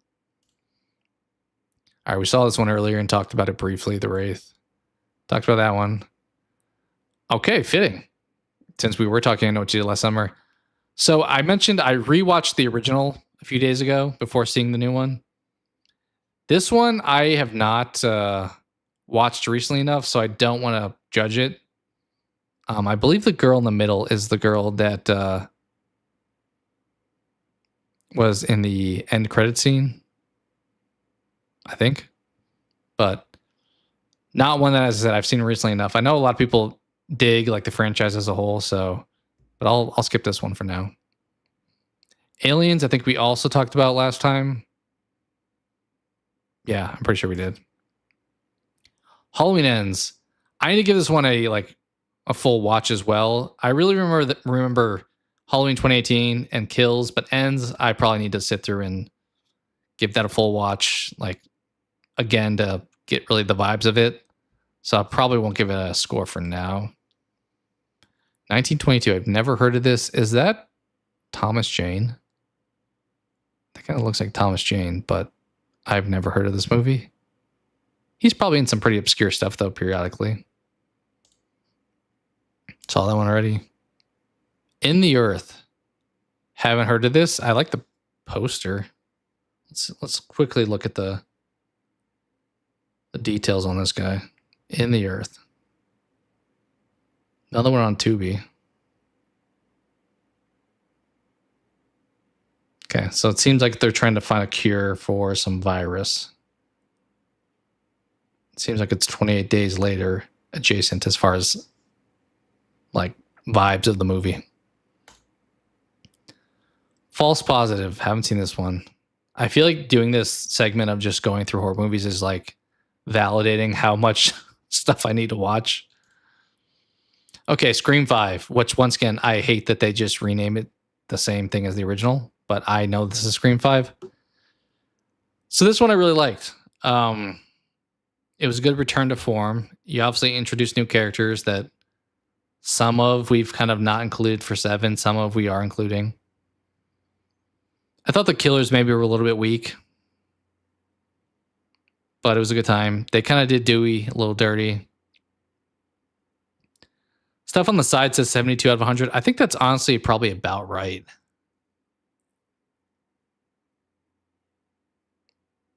I think something like a 7 out of 10 feels appropriate. That may be a little high, but we'll say 7 out of 10 for now. Chronos, I don't think I've seen this, but it's got 86 out of 100, 77. For horror, that's pretty good. Let's see what people... let's see what the point of this one is.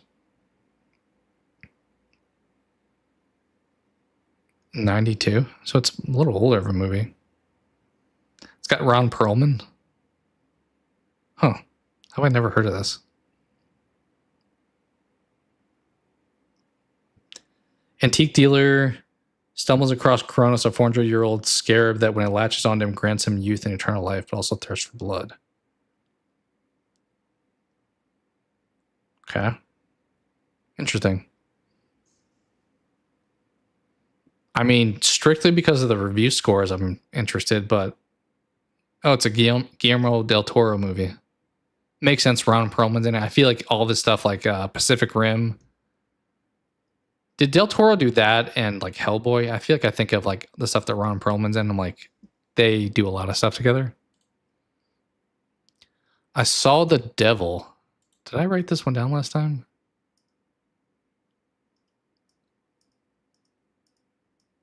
Let me see.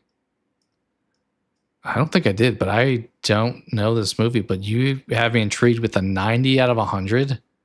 That's insane. Let me write that one down. I Saw the Devil. Once again, kind of generic title, so that alone I don't love, but kind of a cool poster with like the knife showing the other side of the face. Let me write that, or let me check it out. Saw the Devil. 2010. Oh, this is the dude from Squid Game. Is this, I'm assuming, maybe like a Korean film? On a dark road, taxi driver comes across a scared female motorist stranded in a broken vehicle. He pulls over, but not to help her. When her head... okay, this is the synopsis, kind of spoilery. Her head is discovered in a local river. Her devastated fiance becomes obsessed with hunting down her killer. Once he finds them, things get twisted. After brutally beating the murderer, he lets him go free, and the demented game of cat and mouse begins. That told me like I mean, I guess that is the plot, but I feel like it told me a lot. That doesn't really intrigue me, but the 90 out of 100 does, so we'll may have to check that one out. 28 weeks later. I don't know if I've seen this one outside of when I first saw it in theaters. So it's a long time ago. I do remember enjoying it. I really liked Jeremy Renner's character. I was kind of mad. I mean, kind of spoilers here, but it's been out for a long time. I was kind of mad he got axed, but I more or less enjoyed it. I don't know. It's been so long. I feel like more comfortable just saying like 5 out of 10. I didn't hate it. Maybe 5 or 6. Like it was a decent time if I remember correctly. You Should Have Left. Is this another Kevin Bacon? That also looks like Amanda Seyfried. I don't know if that actually is, but all right, 46 out of 100. It's not the strongest reviews here. Haven't seen it, so I can't speak to it. Warm Bodies. I think we talked this one last time. His House. Did we do this one too? I think we did this one as well, so I'm going to skip this one. Yeah, we did. All right, I'll probably cover 5 more that I've seen, and then we'll probably wrap. Resolution. This is giving me like Sinister vibes with like Bagul, the little like face. But I don't think I've seen this one. We'll look it up real quick.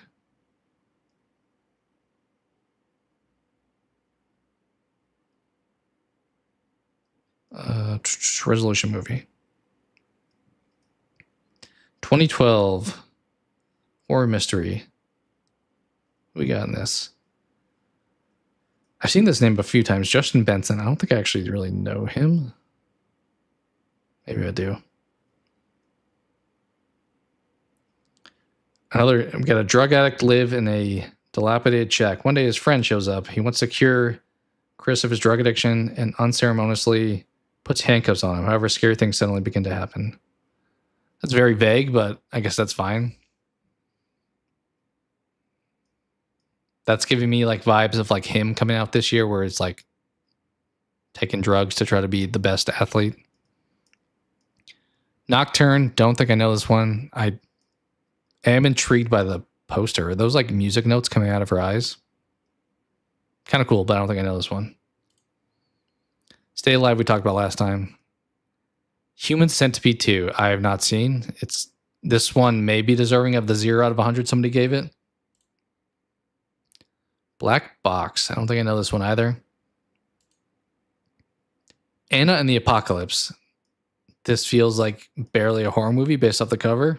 I'm getting like Warm Bodies vibes from this. Has like a 70 out of 100 review score though, so could be good. I haven't seen it. All right, Halloween 2018. We can do this one.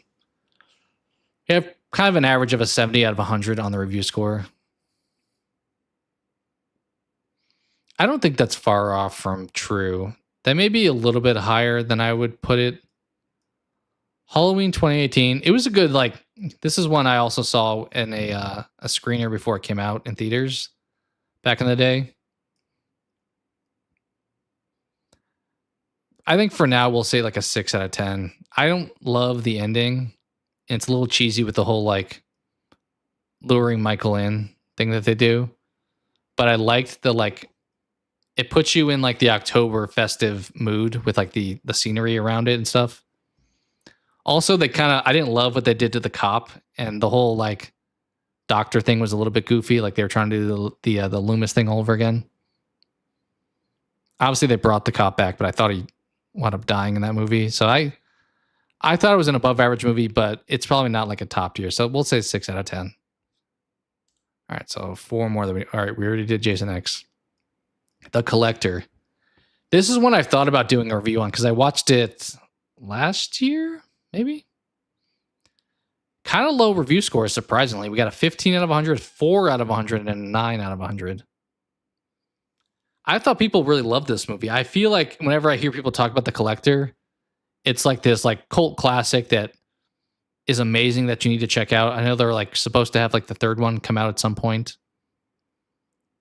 Maybe I should give it like another watch, but honestly, I was kind of let down by it because I heard such great things, and I haven't seen the second one, but I felt like the first one kind of tried to be a Saw movie, kind of was like a home invasion thing. A lot of it didn't make a whole lot of sense. Like it was convenient how like one of the characters is just like moving around the house and he doesn't know, but then other times where he does. So it was okay. Where would I rate this one? Off the top of my head, I'm thinking like 5 out of 10. Like it's not bad, but I don't get the like insane hype that it has. Mandy. I know this is what that Nick Cage one as well. I have actually not seen this, so maybe I should though, because it has like a 90 out of 100 score over here. But I've never seen Mandy. Okay, we saw Aliens already. Haven't seen this Paranormal Activity. That franchise maybe I'll check out at some point. I've seen the first one, but I didn't really dabble in the whole like 6 or so movies to come afterwards. The Night House. Super generic title. I dig the poster. 80 to 90 out of 100 from review scores here. What is... Anytime it's like 80 and above, I have to check out what's this movie about. Here's where I definitely should just have like another browser because I'm just like searching on my phone. I don't know if I know any of these names from it, but that's not the worst. A lot of horror mysteries that we're getting here today. All right, synopsis here. Reeling from the unexpected death of her husband, Beth is left alone in the lakeside home he built for her. She tries as best as she can to keep together, but the dreams come, disturbing visions of a presence in the house call to her. I feel like this is a movie we've heard before. Beckoning with a ghostly allure, but the harsh light of day washes away any proof of a haunting. Against the advice of her friends, she begins digging into his belongings, yearning for answers. Okay, So she's being haunted, can't prove it, and is trying to find out what's going on. Kind of feels like a plot I've heard in like a million movies. I don't know why this one's so highly reviewed though. So maybe we check this one out. I'll write this one down too, because for that description and to have that score, I'm a little surprised because I feel like I've seen this movie already without having seen this movie. In the Earth we saw earlier. Upgrade. Okay. This is kind of horror adjacent. It's kind of a lot of action. It's what's his name? Lee Winnell's movie. And it has like a 90 out of 100 over here. That's pretty high praise. I don't know if I'd go that high. I know a lot of people loved it when it came out. I thought it was decent. You have like the Tom Hardy lookalike guy who has like these power-ups and he's trying to like kind of take revenge for what like happened with his wife. It has somewhat of a twist ending, but it's a good time. I'm probably not as high on it as I said. I'll probably say like a 6 out of 10. It's not bad, but I don't feel the need to like watch it a bunch. So pretty good like violence and action in it though, I'll say. And for having known kind of the plot going into it, it still did a good job like with having it play out. All right, 2 more. Stepfather, never heard of this one. Not super intrigued by it. Identity? That's like the most generic title. I don't know if I've seen this or not. 70 out of 100. We'll just skip it, assuming I haven't, because if I can't remember it from that, then. The Owners. Don't think I know this one. It gives me Strangers vibes, but haven't seen it. The Shallows. We're getting like in the one-word movies. 75 out of 100. I think I've heard this one, but I have not seen it. Definitely get like shark vibes. I don't think I've seen any of this, but I've definitely heard of it before. Maybe at some point I'll check it out. Shark movies are tough for me. Like, you got like maybe the original Jaws and like Deep Blue Sea. So there's not a whole lot of other good ones, in my opinion. But I also haven't seen them all, so I can't speak to it. I think we talked about this one last time. I have not seen all the Texas movies. Honestly, it's not a franchise that super intrigues me. So Leatherface, Texas Chainsaw Part 3, not one I am familiar with. An American Haunting. Another title that I feel like I've probably seen, but I don't remember, so we're not going to cover that one. The Strangers. Okay, the original Strangers. I don't love The Strangers as a concept. It has like a 30, 40, and a 50 on the side here as far as a score out of 100. This one is better than Chapter 1, though, but that doesn't mean I really like it.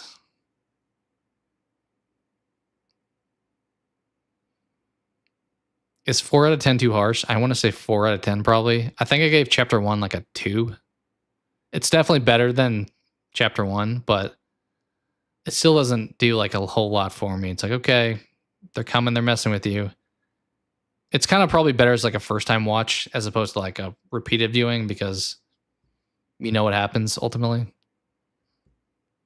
So maybe 4 out of 10. Maybe that's a little low, but I'll go with that. Okay, we saw that one earlier. Don't know Blood and Chocolate. Don't know that Paranormal Activity. Got a 0 by somebody, so clearly not super well liked. Hell House LLC. So I did watch this the other day. I don't know if I will probably end on a different one though, because I don't feel confident where I would place this one. I was doing a little bit of multitasking as well, so I think I need to give it like a full attention viewed watch, but I know it's viewed as pretty highly when it comes to like found footage type of movie, but I wasn't overly interested by it, but I need to give it, like I said, better attention.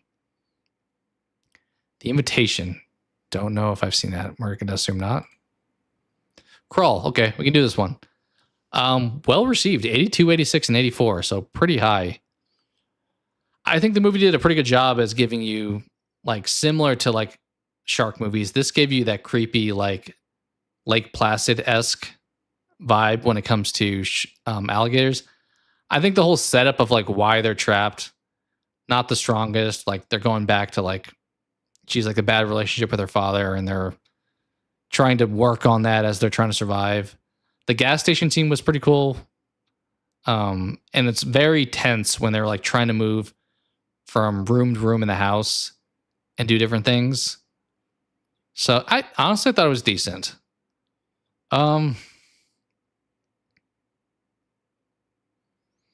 We'll say above average. I think we'll close out with saying this one's probably a 6 out of 10.